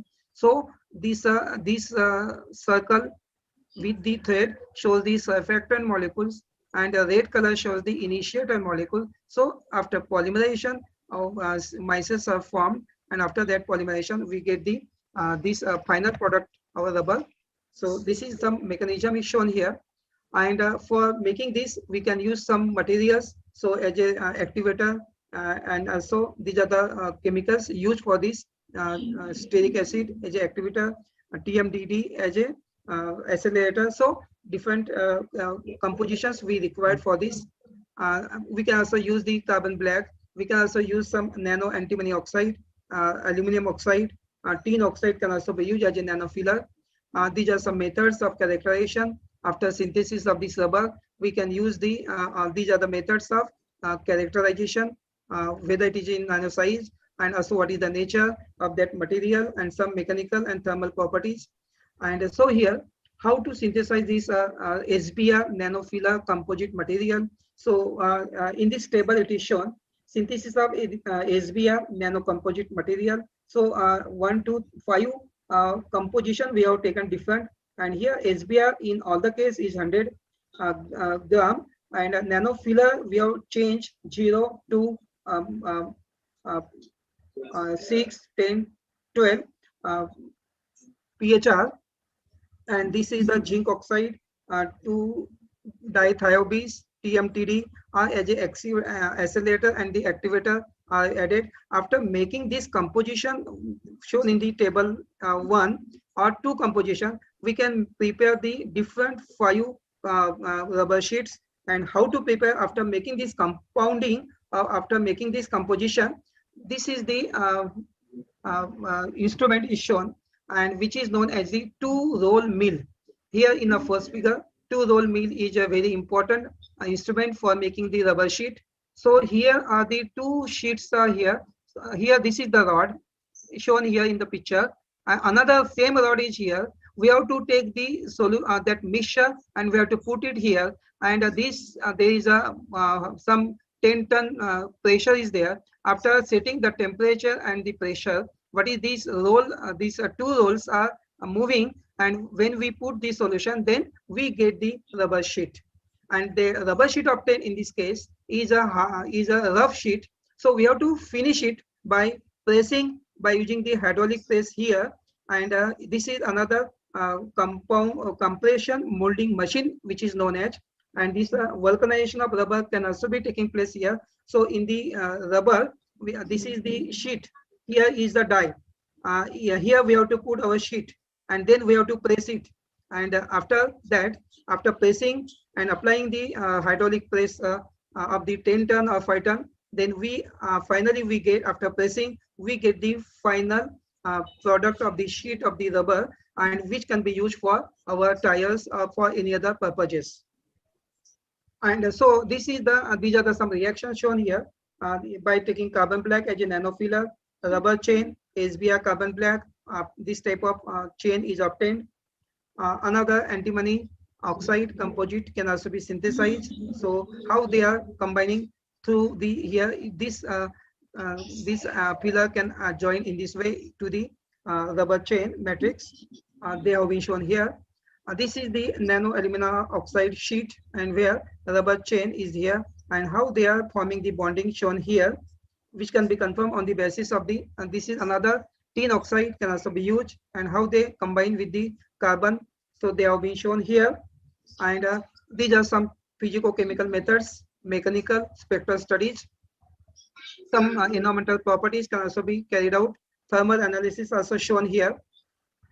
And in this case of elemental analysis now, after percentage of carbon, hydrogen, nitrogen, oxygen, sulfur, theoretical and experimental values are shown here, observed value and calculated.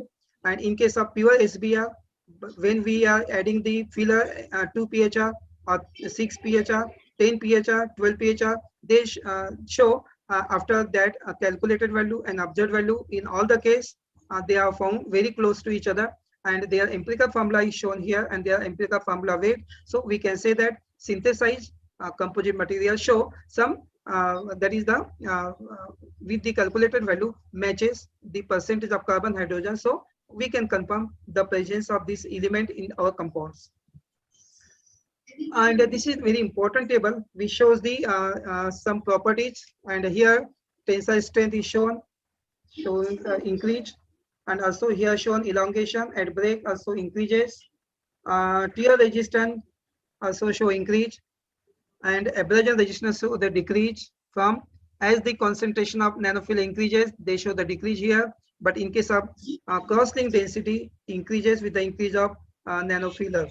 So now here, in this case, this is the tensile strength, and when we measure the tensile strength, we should have to first of all we have to cut the rubber sheet in a dumbbell shape in this way, and then we have to here this is the instrument to measure the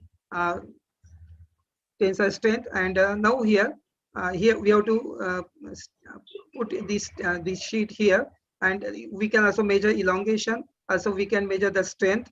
So here, as the concentration increases, it is observed that as the concentration increases, tensile strength also increases, and this behavior can be explained, that we can explain by the introduction of nanofield particles in the rubber chain or rubber matrix. They form the rigid structure, and better therefore they give the better a good tensile strength. So these are the instruments we can measure this tensile strength. This is the graph which shows the increased value of the tensile strength. So see, slight increases are there, and slight again increase is there. So as the concentration of nanofiller in the rubber matrix increases, they show the increase, and rubber chain in this case show the some layers resulted in the increase in this. So there is an inculcation of rubber chain into the layer, and therefore increases the tensile strength. Another reason is that the enhancement in the properties occur because of the higher polymer filler interaction as compared to the filler interaction, and because of that tensile strength increases. So this is an important property. Now next after that is the here we can measure the elongation property by using same, and as we know, elongation property increases with the addition of nano antimony oxide content or nanofiller content, and this is due to the diffusion of very fine nano antimony oxide particle through the rubber chain, and therefore it supports the rubber chain to enhance the stretching, which reflect on elongation. And so here this is the graph is plotted between the carbon here, and show the increase, elongation increases continuously. Table also shows that there is an increase, see the values increases, and now so the elongation at break increases with the increase of the percentage of filler, and the increase at higher loading is due to the enhancement in the rigidity of the material, because some of the gaps is occupied by the nanofillers, and therefore they increases the elongation property. So this is another important property. And after this now, so here it is shown in this graph how the elongation is there. And now next property, that abrasion resistant property, and this is shown here. that addition of nano antimony oxide or nanofiller in the rubber matrix at 2 pHr, the weight loss of rubber is constant, and at 10 pHr, weight loss on the addition of rubber, that rubber show the decrease due to the nano antimony oxide act as a filler which not contact with the abrasion load. So in case of 12 pHr, that is the fifth number compound, weight loss of rubber is again decreases until it reaches the 10% of the nanoparticle will be restricted weight loss. So there is the interaction of exploitation of the filler increase the surface area, and therefore loading up more interaction between the filler and matrix is there, and because of that the abrasion resistance also show the decrease. So here this is the initially some constant are there and then it decreases, and because of this more rubber matrix and the filler interactions.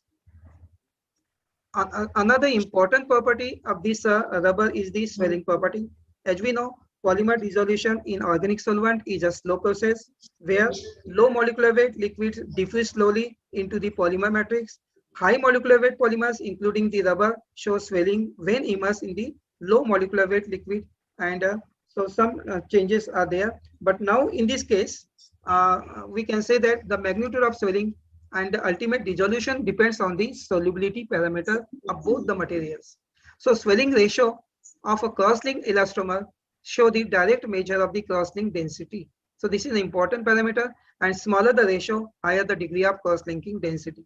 And enhancing the degree of filler, this enhancement is due to the filler polymer interaction is known for the ability to restrict the swelling ratio. And therefore, value of cross-link density were calculated by using the toluene as a solvent. So highly bonded system has also have high cross-link density with the addition of antimony oxide as a filler, and a cross-link density increases. So addition of filler, we can say that they show the enhancement in the properties of this mechanical, and some properties are there.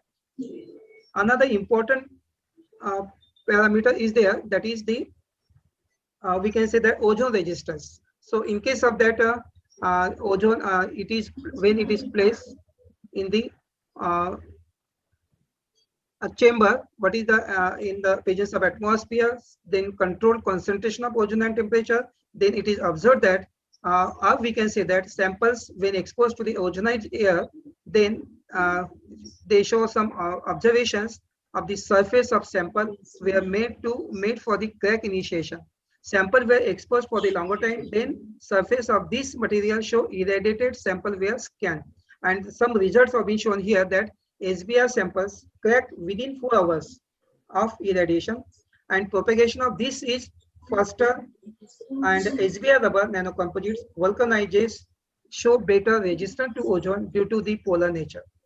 And within the first 4 hours itself crack were formed, and this crack is shown in the next slide, that SBR, we can say that SBR nanocomposite at 2, 6, 10 and 12 pHr show the nano antimony oxide as a loading. Cracks were developed only after the 5, 6, 7 hours. So these are the some ozone cracking shown in this way. This is the nature of ozone resistance shown in this slide. So they take some time, and addition of this also they show the increase in the time for the cracking. This is another nature of the material ozone irradiated surface of the rubber, and after 4 hours the cracking shown here. But now it is increases by addition of this material nanofillers. There are some less cracks are there, so time get along, and that is the takes more time for the cracking. And in this way we can say that sample shows some better ozone resistance as compared to ordinary rubber. So there is it is because of the greater hindrance to the progress of fracture front experienced due to the uniform distribution of the antimony oxide or filler in the rubber matrix, and improve the rubber filler interaction. Because of these two reasons, they show some different behavior. So these are the irradiated surface of SBR rubber nanocomposite material at different pHr, 6 pHr, 10 pHr, 2 pHr are shown here, 12 pHr. So different natures, we obtain different types of nature of this material. Another important property is the flame resistance, and as we know, flame resistance of the vulcanized of this antimony of filler and SBR rubber nanocomposite is evaluated, and some result have been shown here. And we can say that SBR antimony oxide nanocomposites continue burning after the burner flame application, and flaming drips ignited the cotton places below the specimen, but look more time to complete burning than is pure SBR. So pure SBR and with the nanofiller material, they show some changes, and which are shown in this table. That is only SBR, they show the dripping slow. SBR with 2 pHR also shows slow, but in antimony oxide with 6 pHR, 10 pHR show yes, there is a dripping, and burning is also in the beginning. In pure SBR, burning is, yes, there is burning, but little burning is there when we increase the nanofiller compositions. After studying all these properties, now some material, this material can also be characterized by using the FTIR and some spectral methods. And here is the FTIR spectroscopy that give the information about the groups present in the compound. And this FTIR, all these spectra shown in the next slide, that some of the group present, that is hydroxyl group, some of the CH2 group which are present in the filler can be confirmed on the basis of this spectra is shown here for pure SBR, and for the compounding with 2 pHR, 4 pHR, 6 pHR, and 10 pHR. So different groups, whatever the present in the compound, can be confirmed on the basis of FTIR. So this is one of the spectral method to characterize or to know the groups present in the compound. And Raman spectroscopy is an important tool to know the some spectral bands, vibrations are there. And this is the spectra of here, the spectra of nanofiller SBR composite material can be compared, and symmetric and asymmetric stretching vibrations are there, and which are found to be at 2,800 to 3,000 centimeter inverse, and a stretching vibration of SBR observed at 1,666. So Raman's peaks depends on the blend composition. As we know that intensity of the characteristic signal found at 1,000 to 1,300, 1,600, and this show the increase with the increasing curve, that is the nanofiller quantity. Where, and so characteristic signals shown in this in Raman spectrum. So this is the Raman spectrum, A, B, C, D shown here for different SBR, and then different compounding with the nanofiller. And so they show some characteristic band antimony with the nanofiller, and rather they show the poor when sample excited. So from this excitation of wavelength of the nanofiller in the sample, and the Raman spectrum having some prominent signal, they show for confirming the stretching vibration of the some groups. So we can say that peaks of SBR assigned to the some groups can be confirmed on the basis of Raman spectra, so on the basis of some stretching. So this is the method same. This is the image is shown, and this image of same what is the nature of material on the surface can be known from the same. And this is the scanning electron microscopy, is an electron microscope, and that image the surface of the sample by scanning it with the high energy beam. So this is the here we have to put the sample here, and then it scan and give the nature of the material on the surface.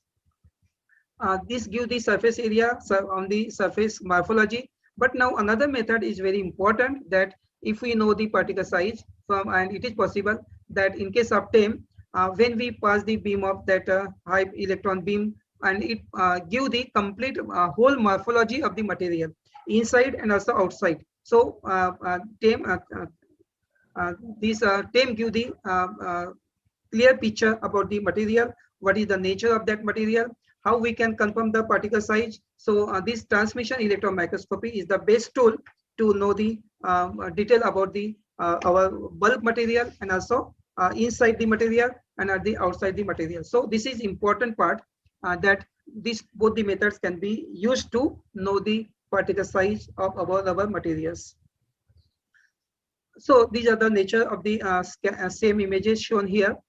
Some of the sporulates are shown here, rubber nanocomposites. So two different resolution these materials have been shown, and it is observed that this figure shows that nanofiller with the sample exhibit crystalline in nature. From this, we can conclude that they show some interfacial bond between the filler and rubber matrix. So we can say that here, same figure confirm that smaller the particle size of the filler provide a larger surface area for better filler dispersion and interfacial bond between the filler and rubber matrix. So we get a lot of information from the same images, and these are the same images shown how we determine the particle size and morphology inside the material and also on the surface. So we get complete morphology by comparing the TAME images, and as we know, TAME compare the layer of dispersion and give the clear picture of the nanoparticle dispersion. So it is useful tool to know the characterization of this material. Now, in addition to that, also we can measure the thermal stability is very important in case of rubber. And there are, as we know, there are two methods, isothermal and non-isothermal dynamic TGA methods. And by using the sharp Wentworth method, it is possible to know the activation energy at different breaking of the breaks of the in TJ graph. So this is the equation given by Sharp and Wentworth. By using this EA, that is activation energy at particular part, we can calculate. So details are given here, but now by using this, after plotting the graph, which is known as Sharp-Wentworth graph, and this is another method to know the kinetic parameter or thermodynamic parameter, that is the Freeman-Carroll method, can be used to know the again activation energy. We can also compare activation energy obtained by Sharp-Wentworth and activation energy obtained by the Freeman-Carroll method. So EA can be calculated, and we observed that for this also the value are found to be very close to each other. So in case of thermodynamic analysis, what is the thermal, that is what is the activation energy, what is the order of reaction, and some more kinetic parameters, entropy change, free energy change, that is can also be determined, that is order of reaction. It is also possible by using this method we can calculate at particular point. This is the thermogram is shown for all these our SBR and some composite material. So see here slight decreases and then sharp decreases there. So different natures have been obtained for this, and these are the temperature range where they show some break. Here is one break, there is a loss of some material. Here same one, another breakage here. So we can confirm the structure and some groups which are going to degrade at particular temperature from the thermogram, and what is the half decomposition temperature. After calculating that, we can know what is the thermal stability of that material, because it is very important for the rubber matrix. So this is the Sharp-Wentworth plot that we have to plot 1000 by T versus the log dc by dt upon 1 minus c. So we obtain this linear curve, and slope of this we have to find from this graph only the slope, and putting the value of slope here in this equation, it is possible to calculate the value of activation energy. So this is the graph to calculate the activation energy from the slope of this line. These Freeman-Carroll methods also another. This is the graph we can plot between the here 1 by T log WR, and here and also in this case we obtain this straight line curve, and this crosses the y-axis here, so it gives the order of reaction, and from the slope also we calculate the activation energy. So order of reaction and activation energy can be calculated from the Freeman-Carroll method. So for this rubber matrix and also this compound, order of reaction point to be up very nearly the half, and here activation energy calculated for by both the methods are very comparable, not much difference. And this is another graph that shows the from this graph it is possible to calculate some entropy change, thermodynamical properties of the material. So in the last now here activation energy calculated for the SBR of this material show very good agreement with each other, and activation energy is high as compared to the therefore they show thermal stability will also be high. From the result, it is also shown that activation energy of the rubber composite was found to be very high, is high, which result higher thermal stability. And so this is the important part of this. And in case of spectral analysis has been carried out, and to decide various functional groups present in the rubber nanocomposite material. FTL thermal spectroscopy shows the presence of some groups, and also mechanical study, it is concluded that due to better interfacial interaction between the SBR matrix and the nanofiller, they show the higher mechanical properties at a low loading level of fillers. And same and TEM images can also summarize that filler particles are homogeneously dispersed throughout the rubber matrix. That is, uniform distribution is there, and thermal stabilities of the rubber nanocomposites specify that the most of the rubber matrix have good thermal stability. So in the future, now we are going to enhance the properties of rubber nanocomposite by introducing new nanofillers, and by using also AFM of the rubber matrix. We are going to also what is the DMA. We are going to do that part. XRD also for that. What give the result? So this is our feature part. So this is my research group that they are here. All these are my research students, and here on this rubber matrix or rubber SBR rubber, here the Rani Mankar is working on this. She also got this PhD in this part, and she has submitted, and some other students also working on this part. So this is the new part. That is there is a possibility of we can change some nanofiller and we can enhance the properties. So this is a useful material for this society. We can use, we can change the properties, and different purpose. So what is now in cold area, in hot area, what is the thermal and mechanical, all these properties, environmental properties are very important. So this is another area of research that we can also do some work in this part by changing, by taking natural or the SBR material for the synthesis of nanocomposite materials. So I'm thankful to organizer here that and I stop here. Hello, If any question is there. Hello. Hello, Gurnule sir. Hello. Hello. Can I ask something? Yeah. Yes, sir. Yes. Yes. Sir, what are the applications of polymer composite of SBR?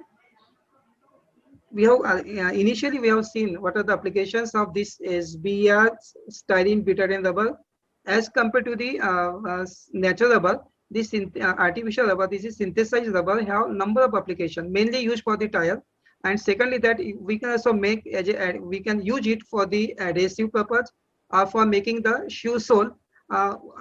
We are having some samples of the synthesized rubber, SBR rubber, nanocomposite material. We are having sheets.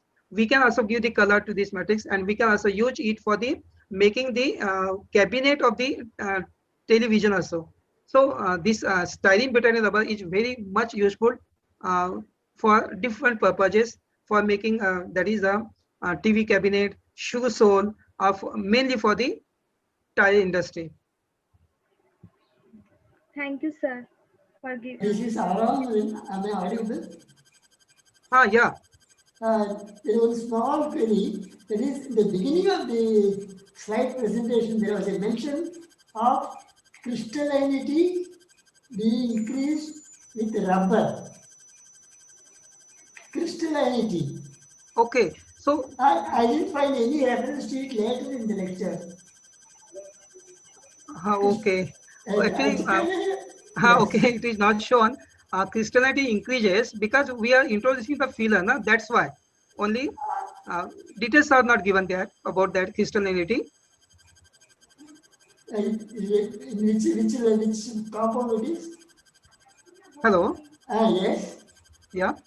One of the early slides it mentions about the crystallinity. Later, it has not been much stressed upon.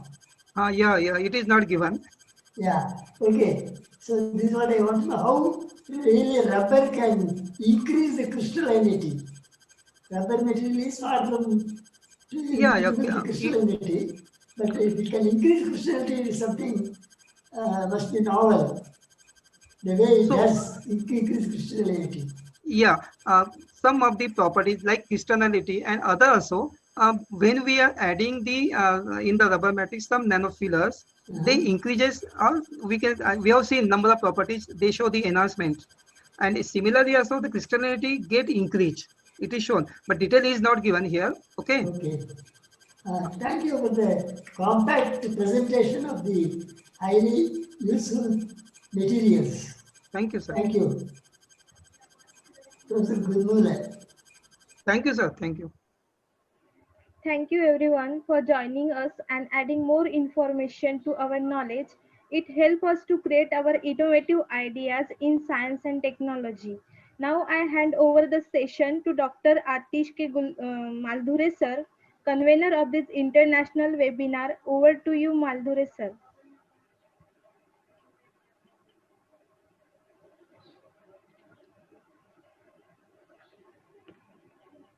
Hello. Hello. Thank you, madam.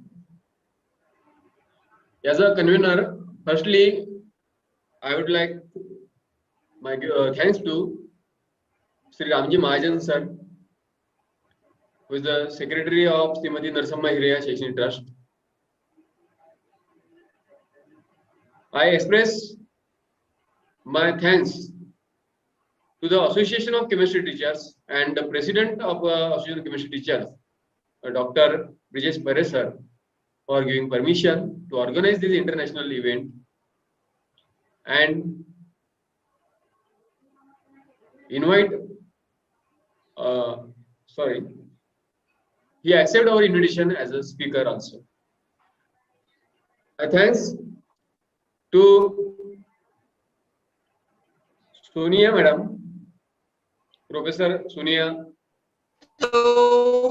Carabineiro madam, for accepting our invitation. Thank you. Thank you. Hello. Thank you for the invitation. And you are giving a very nice information and very nice presentation to all of us. So, hearty thanks, madam. Thank you. I also give thanks to Gurnule sir, because Gurnule sir is a key person of this event, because without him, this is not possible. So, he helping in every moment of this event. So, I hearty thanks to this Gurnule sir. I also express my thanks to our Honorable Principal, Dr. Rajesh Chandan Pat sir, because when I express my views about organizing this international webinar, he instantly gave the permission and motivate me for such an event. I also thanks to the participants from the 25 countries. The participant gives huge response to this event. The more than 3,500 participants will be registered for this event. Many of the participants will be watching from YouTube. They are going through this live session. I also thanks to the senior members of the SCT who are involved here and show their enthusiasm about the chemistry and chemistry event. I also thank for each and every participant and each and every support, and at last who is always with me, my God. I express my thanks toward my God, and I also thanks to my colleagues, my friend. It is not my colleague; they are not my colleague; they are my friends.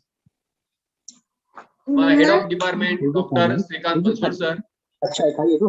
मेरे मुंह में छोरा निकल रहा है Pawar sir, who are involved equally in this work to organize international webinar. At last, I stop, and as a permission of a chair, I say that this international webinar is over.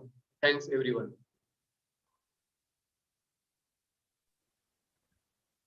Hello, Professor Hello. Sonia madam.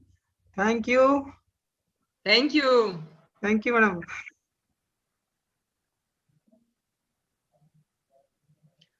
Thank you, Sonia madam. Thank you, Pare sir. Thank you, Gurnule sir. Thank you, everyone. Thank you. Thank you, Gurnule sir. Thank you, Sonia ma'am. Thank you, County madam also, who And thank you, sir. really anchored this program. Sir, I Okay. will be interested. Gurnule sir, we can stop here now. Gurnule sir, we can stop here now. Yes. Okay. I am Dr. Sunita Gupta and from APS University, Riva. And Okay. I will interested the work with all of you, Gurnule sir and the Sonia madam. Sir, my work is in a drug modeling.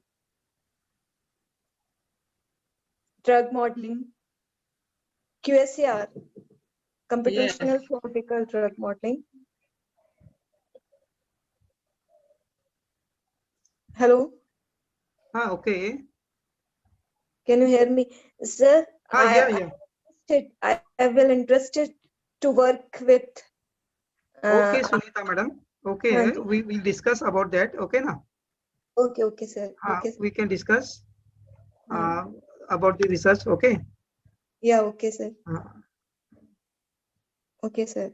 Sir, and I will also present it in a next webinar, international webinar. Okay. Okay. Thank you, sir. Okay. Thank you, Gurnule sir. Rohini, good.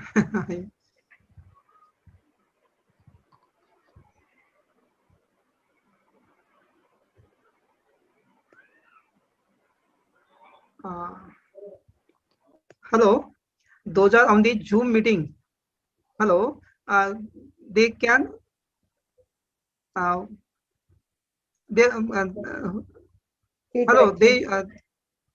they show their camera on their camera. Hello, madam. Ji. So that I can take one picture, group photograph. Yeah. Okay. Hello, those are on the Zoom. They can on their camera so that I can take one group photographs. Dr. Sahab Ali sir. Okay.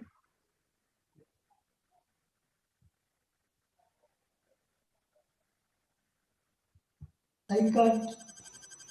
Remaining also. Hello, sir. Peter, sir. Unmute video.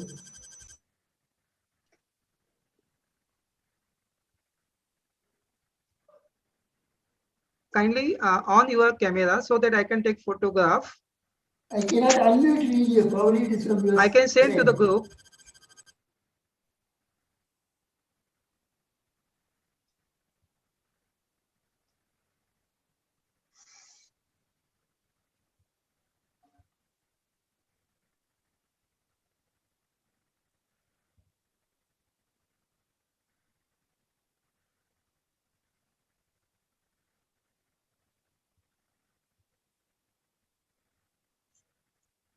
Okay, thank you. I want Mudan sir. I cannot start a video.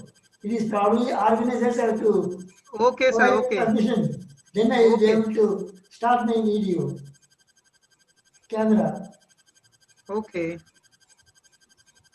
Now I am not able to start the video because of. Okay, no problem, sir. Okay. Okay.